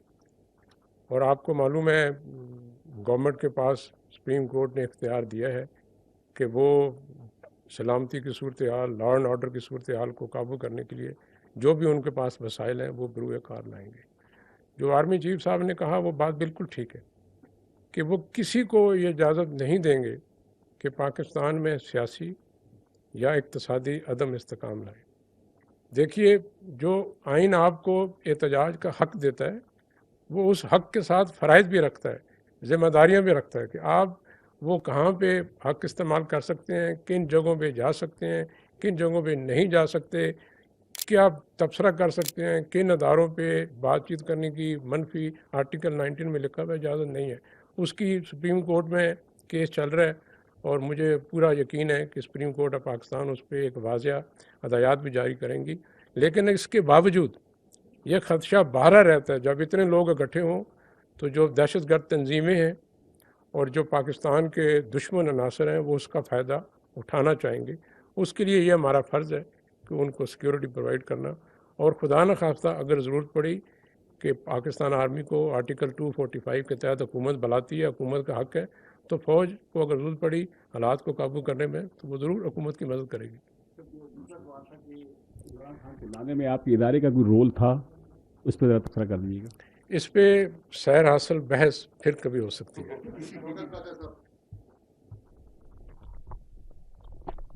Thank you, sir. I have 2 questions for each of the gentlemen. मैं एक बहुत पुराना जर्नलिस्ट हूँ, DGISI साहब। बहुत कम मेरे बैचमेट यहाँ बैठे हैं कुछ लोग। मैंने अपनी प्रोफेशनल लाइफ में इस तरह ब्रीफिंग DGISI की नहीं सुनी। I was shocked, not surprised when I heard that you are coming over here. Should I be alarmed of your presence here? कुछ ऐसे हालात हैं जिनकी वजह से आप मजबूर हुए कि आप आके अपना पर्सनल पर्सपेक्टिव बताएं? हालांकि गवर्नमेंट ऑफ पाकिस्तान के सारे इदारे हैं, फुल मिनिस्ट्री ऑफ इंफॉर्मेशन है, ISPR का डायरेक्टरेट है। क्या इमरान खान ने ड्रैग तो नहीं किया आपको जब वो कहते हैं कि एक शख्स जब से यहाँ तैनात हुआ है उसकी वजह से ये मसाइल बने हुए हैं? DG ISPR साहब, आपसे मेरा सवाल ये है, ये ठीक है पाकिस्तान डिस्टेबलाइज नहीं होता अगर लॉन्ग मार्च हो, पॉलिटिकल एक्टिविटी हो। Yesterday, Prime Minister was in Saudi Arabia. Then on 1st of November, he is traveling to China. Then he will travel to Egypt, what I heard, and then he is also supposed to visit France. जब मुल्क में ये माहौल होगा, लाखों नहीं मैं हज़ारों कह दूँ लोग आ जाएंगे, who would listen to Pakistani leadership when back in the country there is apparent turmoil? Thank you, sir. I think बड़ा अच्छा ये आपका सवाल है, और यस, इन चीज़ों से इफ़ेक्ट होता है, बिल्कुल होता है। पॉलिटिकल लीडरशिप की जो बात में वज़न है वो मुल्क की, उसका दारोमदार मुल्क की स्टेबिलिटी पे होता है। एंड आई एम श्योर कि लेकिन इसके साथ ये भी देखने की ज़रूरत है कि तमाम मुल्कों में, दुनिया के तमाम ममालिक में इस तरह के जमहूरी इज्तिमा होते हैं, और उनके अंदर मुख्तलिफ बातें भी की जाती हैं। हर हुकूमत को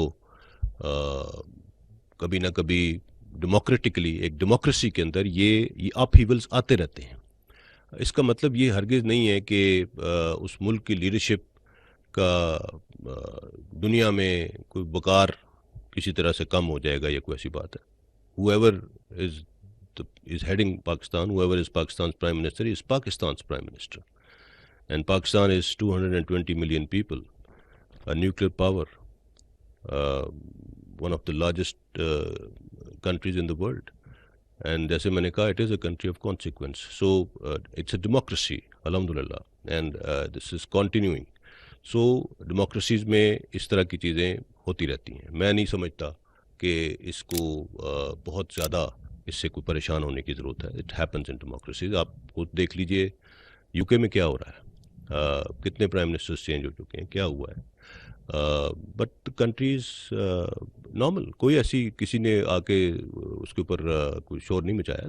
they also have their own way of working, so one should not be alarmed. And since आपने कहा है कि आप DGISI की प्रेजेंस से अलार्म हुए हैं, तो मैं DGISI को रिक्वेस्ट करूंगा कि वो इस पर थोड़ा बात कर लें।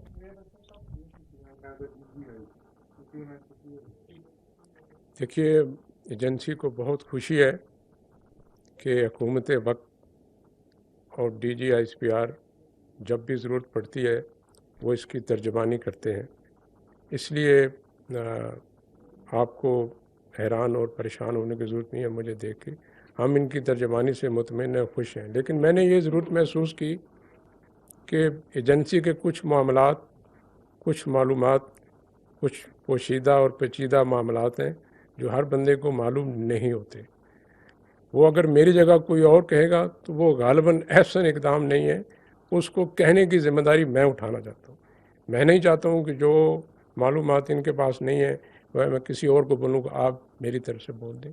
سو اس لیے میں خود آیا ہوں کہ اگر کہیں ضرورت پڑی تو میں آپ کو، جس طرح میں نے شروع میں کہا کہ جھوٹ کے جواب میں کسی نے تو سچ کی جو چپ ہے وہ ختم کر دی. نہیں یہ دیکھیں ایکسٹراڈنری میئرس. سو ڈی جی آئی کو یہاں پہ آنا اسی لیے پڑا کہ ایک بیک گراؤنڈ ہے جس کا انہیں بہت اچھی طرح سے معلوم ہے کہ کیا چیز کب کہاں پہ کیا کہا گیا اور کیا ہوا، اور ہر چیز کا ایک سٹوری ہے پیچھے. سو جیسے انہوں نے کہا کہ there are so many things that he can't share, but آج کل کی جو سچویشن ہے اور جس طرح سے ادارے کو، فوج کو بھی اور دین آئی ایس آئی کو علیحدہ سے ایک سمیئر کیمپین چلائی جا رہی ہے، اس لیے یہ بہت ضروری سمجھا گیا کہ ایز این ایکسٹراڈنری میئر ایک مرتبہ ہم دونوں بیٹھ کے اس چیز کے اوپر آپ کے سوالات لیں، آپ سے بات کریں اور قوم کے سامنے یہ واضح کریں کہ سچ کیا ہے، جھوٹ کیا ہے، فیکٹ، فکشن، ان چیز کو علیحدہ کرنے کی ضرورت ہے. اور جس بیک گراؤنڈ کے ساتھ ڈی جی آئی ایس آئی کچھ چیزوں پہ بات کر سکتے ہیں، میرا نہیں خیال کہ میرے پاس اتنی انفارمیشن ہوتی ہے، اور آج اس وقت ضرورت تھی اس امر کی کہ ان کو یہاں پہ ہونا چاہیے. But this is not going to be a routine. This is what I have to share on this. دیکھیے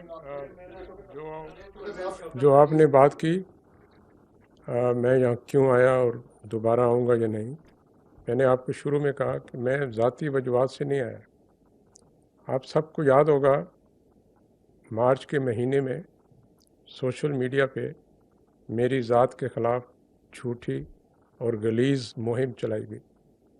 مجھے ایجنسی سے بھی فون آیا جس میں انہوں نے بتایا کہ سر آپ کے خلاف یہ ٹویٹر پہ مہم چل رہی ہے، ہم کیا کریں. تو میں نے بولا کہ جب کسی ٹویٹ کے ری ٹویٹس 8,000 ملین سے بڑھ جائیں پھر مجھے بتائیے گا. اس سے پہلے آپ میری ذات کی فکر نہ کریں، جو آپ کو قوم نے، ملک نے فرائض دیے ہیں اس پہ توجہ دیں. سو میں آپ کی ذات کے لیے آنا ہوتا تو تب آ چکا تھا. آج اس لیے آئی ہوں کہ میرے ادارے کے شہید، میرے ادارے کے غازی، میرے ادارے کے آفیسر جوان جو 24 گھنٹے اس ملک کے لیے جان دینے کے لیے تیار ہیں، اپنے فرائض سر انجام دے رہے ہیں، ان پہ جھوٹی تہمات لگائی جا رہی ہیں. اس پہ خاموش رہنا میرے لیے اخلاقی طور پہ ناممکن تھا. میں اس لیے آیا. جنرل صاحب میرا کوشچن ہے آپ سے. پروین شوکت میرا نام ہے، جنگ اخبار سے تعلق ہے میرا. اس وقت ملک عدم استحکام کا شکار ہے، قوم بکھری ہوئی ہے اور معاشی حالات بھی درست نہیں ہیں. ایسے حالات سے دشمن ملک فائدہ اٹھاتے ہیں کہ اگر خدا نخواستہ کسی طرف سے کوئی خطرات ہوئے تو ہم کہاں کھڑے ہیں؟ اگر آپ ملٹری خطرات کی بات کر رہے ہیں، ملٹری، تو یہ فوج دن رات اسی کام پہ مامور ہے، اور انشاءاللہ پاکستان کو جو بھی خطرات ہیں ان سے نپٹنے کے لیے ہم ہر وقت تیار ہیں. So you don't need to worry about that. یہ ہمارا کام ہے اور ہم کر رہے ہیں. اور پورا ہمارے تمام انٹرنیشنل بارڈرز، ہمارے تمام پورا پاکستان کا چپا چپا الحمدللہ سیکیور ہے، اور کسی قسم کا بیرونی خطرہ ہمیں نہیں ہے اس وقت. اور جو بھی خطرات ہیں، جو بھی چیلنجز ہیں، ہمیں ان کا ادراک ہے اور ہمارے پاس ان کا جواب بھی ہے. So please don't worry about that. You are absolutely fine. دیکھیں، جو پاکستان کا دفاعی نظام ہے وہ مضبوط ہے کسی بھی بیرونی خطرے کے خلاف، جس کا سب سے بڑا ثبوت یہ ہے کہ کسی نے آپ پہ بیرونی طرف سے حملہ کرنے کی سوچا بھی نہیں. کوشش کرنا تو ضرور کی بات ہے. کچھ نادانی ہوئی 2019 میں، شرارت، اس کا آپ نے جواب بھی دیکھ لیا. اکثر لوگ کہتے ہیں کہ پاکستان کی فوج ہے، اس کے پاس ایٹمی ہتھیار ہیں، اس کا ڈیٹرنس ہے، اس کا کیا فائدہ ہے؟ اس کا فائدہ یہی ہے کہ آپ کا دشمن آپ پہ حملہ آور نہیں ہو رہا، نہ سوچ رہے. اس لیے میں نے آپ کو شروع میں بھی کہا، deterrence of Pakistan is working every day. It is working 24/7 but it's not making a noise. Thank you.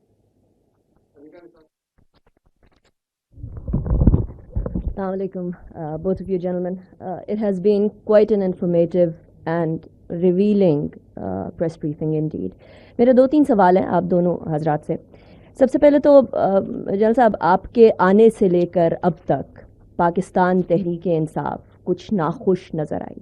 آپ نے رات کی تاریکیوں کی ملاقاتوں کی بات کی ہے اور رات کی تاریکیوں کی ملاقاتوں کے اندر کچھ معاملات اچھے اور اگلی صبح کو معاملات خراب ہوتے ہوئے دیکھے. اس کی کیا وجہ ہے کہ رات کی تاریکی کے اندر ملاقات ہوتی ہے تو بات ٹھیک ہوتی ہے؟ کیا کوئی ہرڈل ہے؟ کیا کوئی ایسی رکاوٹ ہے جو آپ دیکھ رہے ہیں کہ تعلقات بہتر نہیں ہو پا رہے؟ دوسرا، اس کے ساتھ ساتھ یہ جو ملاقاتیں چل رہی ہیں اس کے اندر ہم لوگوں نے ابھی کل ایک NOC کے لیے DC اسلام آباد کو پاکستان تحریک انصاف نے اپنی نیکسٹ فرائیڈے کو جو آئیں گے اس کے لیے ایک NOC مانگنے کے لیے لیٹر لکھا ہے. اس کے اندر اسپیسیفکلی سبجیکٹ میں لکھا گیا پیسفل پبلک گیدرنگ اینڈ سٹ ان. کیا آپ کے پاس اطلاعات ہیں کہ واقعی میں اور رات کی تاریکیوں میں بھی کیا اس بارے میں کوئی یقین دہانی کروائی گئی ہے کہ یہ جو سٹ ان ہے یہ پیسفل ہی ہوگا یا نہیں ہوگا؟ آپ کی اس پہ کوئی بات چیت ہوئی؟ جناب صاحب، ہم لوگ ارشد شریف DJ ISPR ہم ارشد شریف کی وفات پہ بہت سارے سوالات سن رہے ہیں. حکومت کی سمت سے بھی ہمیں سوالات سننے کو مل رہے ہیں. جوابات بڑے کم ہیں، بہت کم تعداد میں ہیں. آپ نے جو سوالات اٹھائے ہیں بڑے پرٹیننٹ، بڑے امپورٹنٹ ہیں، لیکن ایسا لگتا ہے کہ ان سوالات کے پیچھے جوابات بھی کچھ حد تک آپ کو معلوم ہیں. آپ نے 4 نام لیے، خرم احمد، وقار احمد، سلمان اقبال جو کہ ARY کے CEO اور عماد یوسف. ان کا آپس کا کنیکشن اور ساتھ ہی ساتھ آپ نے جو خرم احمد اور وقار احمد کی بالخصوص بات کی ہے، اس کے حوالے سے آپ کے پاس جو اطلاعات ہیں would you be able to share that with us تاکہ کچھ کلیئرٹی آئے فیملی کو بھی، دوست احباب کو بھی اور جرنلسٹ کمیونٹی کو بھی؟ جس طرح کہا کہ it is too early to say anything on that. Yes, we have information. لیکن اس وہ انفارمیشن ابھی اس فارم میں نہیں ہے کہ اس کو آپ سب کے سامنے رکھا جا سکے. دیر آر کنیکشن، سب کچھ ہے. اس کو تھرو پراپر مینس انکوائر کر کے اسٹیبلش کر کے فیکٹس کو اسٹیبلش کر کے اور اس کے بعد سامنے لایا جائے گا. اسی لیے میں نے کہا کہ اب تک کی جو انفارمیشن ہمارے پاس آئی ہے اور جن کو ہم بڑے وثوق کے ساتھ جو چیز آپ کے ساتھ شیئر کر سکتے تھے ابھی ہم نے وہ شیئر کی ہے. Connecting the dots will take some time, they are being connected and اسی لیے میں نے یہ سوالات اٹھائے کہ ان سوالات کے جواب کے بغیر ایک لاجیکل کنکلوژن تک ہم نہیں پہنچ سکتے اس انسیڈنٹ کے بارے میں. And that is all I would like to say right now.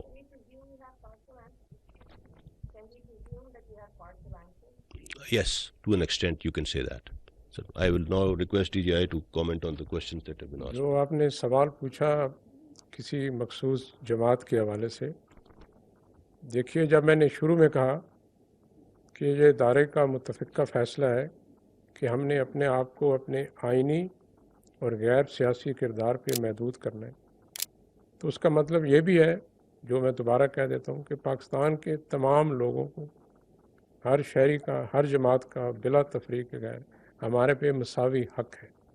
اس لیے یہ نہیں ہے کوئی بھی جماعت کل آئینی طریقے سے حکومت بناتی ہے تو ادارے کا فرض ہے کہ اس حکومت کی ریاست کی خاطر آئینی حدود میں رہ کے مدد کرے.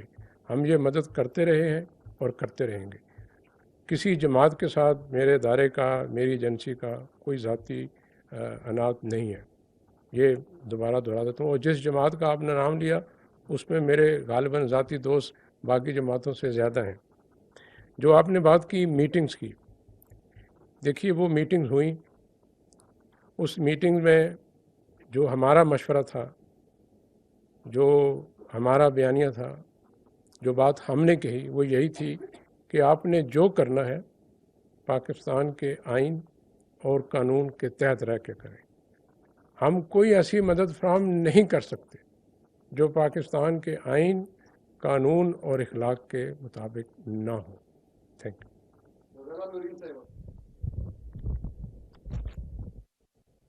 السلام علیکم سر، غزالہ نورین، سنو ٹی وی سے. سب سے پہلے تو سر آپ نے 2 دفعہ ذکر کیا شہداء کا، پاک فوج کے شہداء ہوں، ISI کے ہوں یا تمام قانون نافذ کرنے والے اداروں کے، جتنا بھی پروپیگنڈا ہو جائے، جتنا بیانیہ بن جائے، ہم بحیثیت قوم نہ صرف ان کی قربانیوں کو تسلیم کرتے ہیں بلکہ ہم انہیں اس پر خراج تحسین بھی پیش کرتے ہیں. سر کوشچن میرا یہ ہے کہ ارشد شریف مرحوم صاحب کے حوالے سے گفتگو ہو رہی ہے، جو ایک کمیٹی تشکیل دی گئی ہے اس پر بھی بہت سارے سوالات اٹھ رہے ہیں. یہ کہا جا رہا ہے کہ اس میں ایسے افراد شامل ہیں جن پہ بالخصوص ان کی فیملی کے لوگ بھی مطمئن نہیں ہیں. اور دوسرا سر، یہاں پر میرے کولیگ نے سوال کیا تھا، اس پر بھی آپ نے کہا تھا کہ وقت سے پہلے کوئی ایسی بات نہیں کرنی چاہیے. تو جو رانا ثناءاللہ صاحب نے جو وزیر داخلہ ہیں انہوں نے اس حوالے سے جو بیان دیا اس میں بھی انہوں نے سونے کی سمگلنگ کے حوالے سے کچھ گفتگو کی. تو کیا آپ نہیں سمجھتے کہ اتنے سینسٹیو ایشو پر بات کرتے ہوئے ہر ایک کو سوچ سمجھ کر بولنا چاہیے اس حوالے سے؟ تھینک یو سو مچ. جی آپ نے بالکل ٹھیک کہا. میں رانا ثناءاللہ صاحب نے جو بات کی اس کے اوپر کامنٹ نہیں کر سکتا. It is his prerogative. He is Interior Minister of Pakistan and I'm sure he has some information that he is talking about. As far as committee جو انکوائری کمیٹی کا آپ ذکر کر رہی ہیں، دیکھیے اس میں جہاں تک مجھے پتہ ہے جو سوال انفیکٹ تھوڑا بعد میں اٹھا، ہم نے اس سے پہلے ہی جیسے ڈی جی آئی نے بتایا کہ اپنے ممبرز اس سے نکال لیے تھے. اسی کے اوپر کسی نے کوئی یہ شاید سوال اٹھایا تھا کہ جی جن کے اوپر انگلیاں اٹھ رہی ہیں وہی اس کے ممبر ہیں. تو we even before that comment came I can tell you for sure, شاید کسی کو معلوم نہیں تھا کہ اس سے پہلے ہم یہ فیصلہ کر چکے تھے اور اناؤنس کر چکے تھے کہ they will be nobody from the agencies either M I or I S I forming part of that committee. And اس کا ایگزیکٹ وجہ ہی یہی تھی کہ ہم اس کو بالکل شفاف اور غیر جانبدار رکھنا چاہتے ہیں. ٹھیک ہے، تھینک یو. السلام علیکم سر. سر آپ نے پہلے کوشچن کے آنسر میں کہا کہ آپ کی طرف سے ریکویسٹ کی گئی اور وہ ہم نے دیکھا بھی. اس سے پہلے بھی جب نئے آنے والے آرمی چیف کے کردار کو متنازع بنانے کی کوشش کی گئی، ایک جملہ اچھالا گیا، اس کے بعد بھی ادارے کی طرف سے بڑے غم و غصے کا اظہار کیا گیا اور حکومت کو ایکشن لینے کا کہا گیا. سر کیا وجہ ہے کہ حکومت کی جانب سے پروپیگنڈا مسلسل دوسری سائڈ سے ہو رہا ہے لیکن حکومت کی طرف سے ایکشن کیوں نہیں لیا جا رہا؟ کیا حکومت جو پاپولیرٹی ہے اس کی وجہ سے بیک فٹ پر ہے؟ سیکنڈلی سر ڈی جی آئی میرا آپ سے سوال ہے، سر ارشد شریف مرحوم کی شہادت سے کہاں پر پاکستان میں کس کو نقصان ہو رہا ہے اور فائدہ سب سے زیادہ کون اٹھا رہا ہے؟ یہ بہت سارے باشعور لوگوں کو سمجھ آ رہا ہے. تو سر جتنا کچھ آپ نے اپنی ساری ڈیٹیلز میں بتایا، اس کے علاوہ ایک کیا شبہ یہ بھی ہے کہ کیا اس میں کہیں پر بھی انڈیا کی طرف سے بھی کوئی کردار ادا کیا جا سکتا ہے؟ سر اس کا کوئی شبہ ہے ابھی تک؟ Thank you. دیکھیے یہ تھرڈ پارٹی انوالومنٹ بالکل ہو سکتی ہے اور nobody can rule that out. And جیسے میں نے کہا جب انویسٹیگیشن ہوگی تو بہت سے حقائق اور سامنے آئیں گے. سو اس کے اوپر ابھی ہم کوئی رائے قائم نہیں کر سکتے as of now. But yes there is a very big possibility کہ اس کے اندر اس طرح کی انوالومنٹ اینیمی ہوسٹائل ایجنسیز کی بھی ہو. پہلا سوال آپ نے کیا کیا تھا؟ ہاں حکومت، دیکھیے حکومت اپنے تئیں جو کچھ کر سکتی ہے وہ کر رہی ہے. پچھلی حکومت کے دور میں بھی بہت پروپیگنڈا کیا گیا تھا ادارے کے خلاف اور اس وقت بھی ایک جو کچھ حکومت اپنے طور پہ کر سکتی تھی کیا. دیکھیے اس کا سواتھ بہت زیادہ ہے آج کل، جو خاص طور پہ جو سوشل میڈیا کے جو ایک دور ہے اور اس میں جس طرح سے انفارچونیٹلی چیزوں کے اوپر بات کی جاتی ہے. کہتے ہیں نا we are living in a post truth era. So half truths کو، فیکٹس کو توڑ مروڑ کے، اوپینینس کو، اوپینین آج کل ایسے لگتا ہے کسی کا ہے ہی نہیں. And everybody has his own facts. That is how things are working today. And unfortunately we don't have any regulations in our country as far as social media is concerned. اس کے لیے حکومت بہت عرصے سے کام کر رہی ہے اور ہمارا معاشرہ، ہماری we are a very populous country اور ہماری قوم جو ہماری پاپولیشن ہے اس کا مور دین 65% یوتھ پہ مشتمل ہے. اینڈ یوتھ ہمارا بہت زیادہ کنیکٹڈ ہے because of the communication means available today. So اس چیز کو ریگولیٹ کرنا پڑے گا، انٹرنیشنل نارمز کے تحت کرنا پڑے گا، لیکن کرنا پڑے گا. ادروائز کوئی حکومت اپنے ریسورسز کے اندر اس طرح کے پروپیگنڈا مشین کا مقابلہ نہیں کر سکتی بیکاز ان چیزوں کے لیے آپ کو بہت ریسورسز چاہیے ہوتے ہیں. سو ہمیں ٹیکنالوجیکلی اپنے آپ کو اکوپ کرنا پڑے گا اور ہمیں اپنے ریگولیشن بنانے پڑیں گے اور اپنے جو ہمارے لاز ہیں، ہمارا مسئلہ یہ ہے کہ ہمارے جو ایگزسٹنگ لاز بھی ہیں ان کو بھی امپلیمنٹ نہیں کر پا رہے ہم. سو اس مد میں بہت کام کرنے کی ضرورت ہے. That is what I feel about it. Would you like to say anything? دیکھیے، جو شہید ارشد شریف صاحب کی تحقیقات ہو رہی ہیں، میں یہی درخواست کروں گا جب تک وہ تحقیقات کسی منطقی نتیجے پہ نہیں پہنچتے ہم اپنی رائے محفوظ رکھیں. جو آپ نے بات کی کہ حکومت کیوں نہیں اداروں کے خلاف جب غیر قانونی بات چیت کی جاتی ہے تو حکومت جواب کیوں نہیں دیتی؟ حکومت جواب دیتی ہے. آپ نے کچھ دن پہلے دیکھا کسی کانفرنس میں اداروں کے خلاف غلط نعرے بازی کی گئی اور غلط زبان استعمال کی گئی. اس کی مذمت وزیر اعظم پاکستان نے بھی کی، اس کی مذمت وزیر قانون نے بھی کی، اس کی مذمت جو ہمارے خارجہ کے وزیر ہیں انہوں نے بھی کی، اور جو پاکستان کے سابقہ صدر ہیں انہوں نے بھی کی. سو میں یہ کہنے کی پوزیشن میں نہیں ہوں کہ حکومت اس کا جواب نہیں دیتی. وہ جواب آپ کی مرضی اور منشا کے مطابق ہے یا نہیں، یہ ایک الگ سوال ہے، لیکن میں یہ نہیں کہوں گا کہ حکومت دانستہ خاموش ہے. Thank you.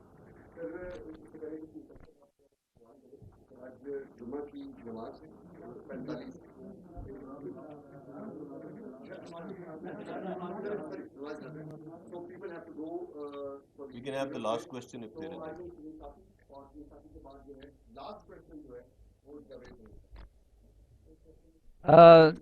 پہلا سوال تو D G I S P R صاحب آپ سے ہے کہ اس سے پہلے بھی درجنوں صحافی ٹرائبل ایریاز میں، سوات میں اور بلوچستان میں، کراچی میں وہ قتل کیے گئے. آج تک کسی ایک کے بھی قاتل نہیں پکڑے جا سکے. دوسرا، جو سب سے ہائی پاورڈ کمیشن بنا تھا وہ میرے خیال میں حامد میر کے کیس میں بنا تھا، لیکن آج تک ان کی فائنڈنگز وغیرہ سامنے نہیں آئی. تو اس لیے لوگ جب یہ کمیشن وغیرہ کا اب ارشد شریف شہید کے بارے میں سنتے ہیں تو لوگ اس پہ یقین نہیں کرتے.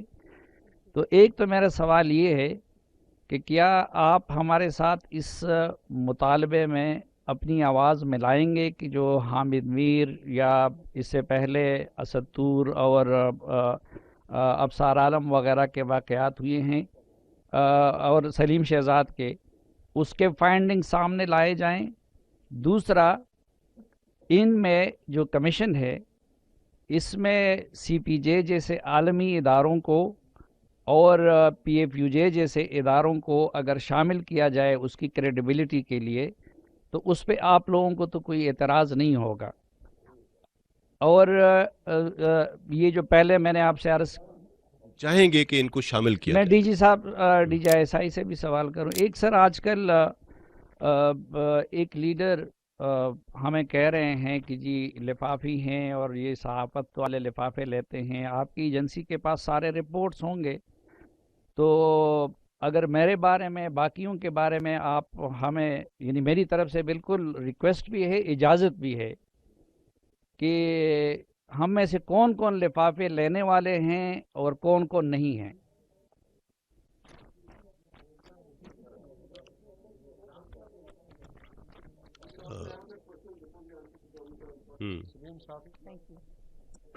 Assalamu alaikum. I'm sorry. Can I just add my quick question? I came a bit late, so if you've already addressed it, my apologies. But sir, we all know that Arshad Sharif was a very responsible journalist, and we also knew him as somebody who was very close to the establishment. At any point, I'm asking both of you gentlemen, did he contact you saying that he was feeling threatened in Pakistan? Because you would assume that if there was a threat, he would have reached out to you.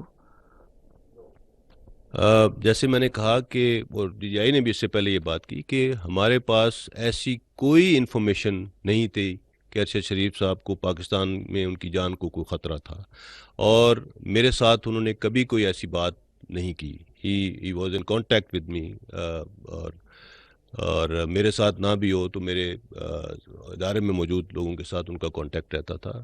He never came on discuss some thing. اگر کبھی کی ہوتی تو ہم ضرور ان کے ساتھ کھڑے ہوتے، بیکاز میں نے جیسے کہا کہ ادارے کے ساتھ ان کا ایک بہت خاص تعلق تھا، اور جس نوعیت کے پروگرامز انہوں نے پاکستان فوج کے بارے میں کیے, ہمارے شہداء کے بارے میں کیے, وہ ان کا بہت بڑا قرض ہے ہمارے اوپر. سو اس لیے I can say it for sure that he never discussed any such thing with me or anyone in my institution. And then later on جب یہ تھریٹ الرٹ جاری ہوا تو اس کا بھی جب بعد میں ISI نے جب اس کے اوپر کام کیا, we are very clear that we had no such information کہ ان کی جان کو پاکستان میں کوئی خطرہ تھا. سلیم صافی صاحب, آپ نے جو بات کی, بالکل آپ پہلی بات تو یہ کہ آپ نے جس طرح کہا, we are even of the view کہ اگر کوئی جرنلسٹ اس کمیٹی کا حصہ حکومت بنا سکتی ہے تو ان کو بنانا چاہیے. جو میں نے اسی لیے کہا انٹرنیشنل ایکسپرٹس, انٹرنیشنل ادارے, وٹ ایور پاسبل, بیکاز اسی وجہ سے جو آپ نے کہا کہ پہلے کئی ایسے تحقیقات ہوئیں جو اپنی منطقی انجام پہ نہیں پہنچ سکیں, پہنچنا چاہیے. تمام تحقیقات کو اپنے منطقی انجام پہ پہنچنا چاہیے, ان کا رزلٹ نکلنا چاہیے, تبھی ہم آگے بڑھ سکتے ہیں اور ہمارے صحافی برادری جو ہے وہ اپنی آبجیکٹیوٹی کے ساتھ اپنی رپورٹنگ بغیر کسی ڈر کے, بغیر کسی خدشے کے کر سکتی ہے. So it must happen and let's start now, let's take a start from now. And اس کے بعد جو بھی ہمارے پینڈنگ کیسز ہیں ان سب کو دیکھنا چاہیے. I am absolutely for this thing. Salim Safi صاحب, آپ نے پوچھا میرے سے کہ میرے پاس کیا خفیہ معلومات ہیں کہ کون سے صحافی ہیں جن کو لفافہ کہنا بنتا ہے.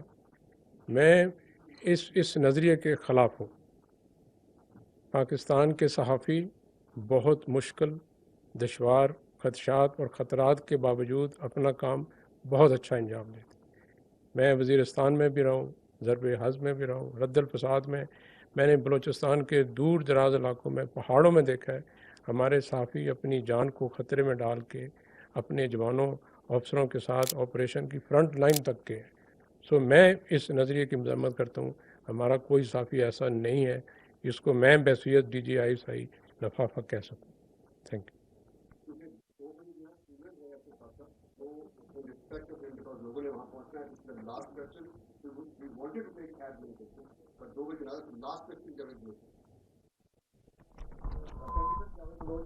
ٹیلی ویژن سے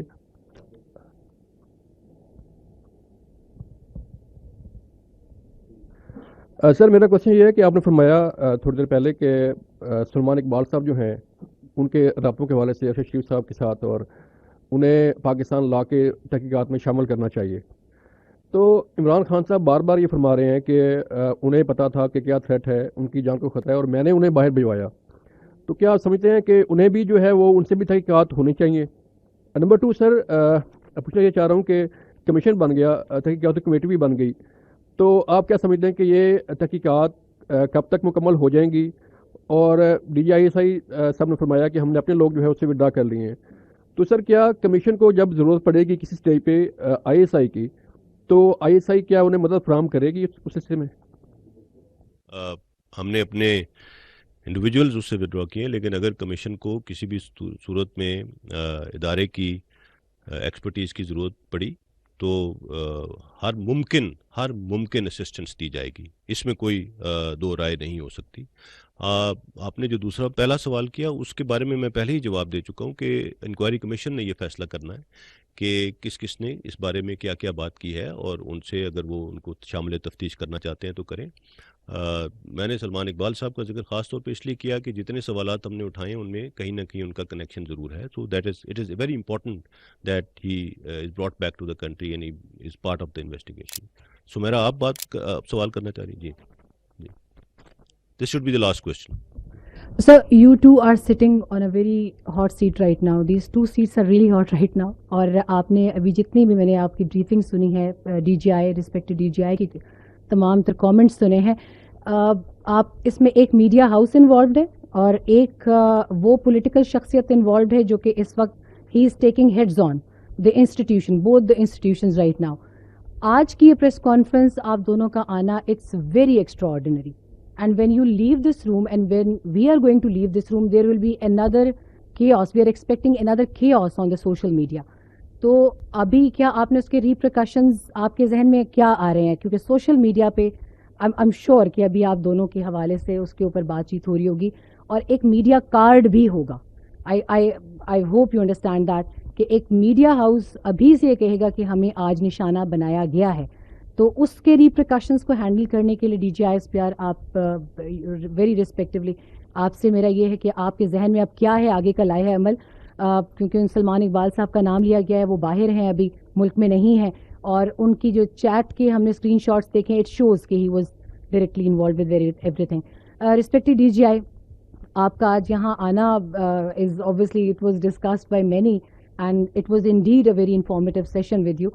آپ کیا سمجھتے ہیں, آپ کو بائی نیم پچھلے سال سے اب تک بہت نشانہ بنایا گیا ہے, تو ڈو یو تھنک کہ آج کی اس پریس کانفرنس سے آپ سیٹسفائی کر پائے ہیں, because the youth is looking at you, جن کے آپ نے ذہن سازی کی بھی بات کی ہے, تو what do you think you are able to cope up with that impression as well?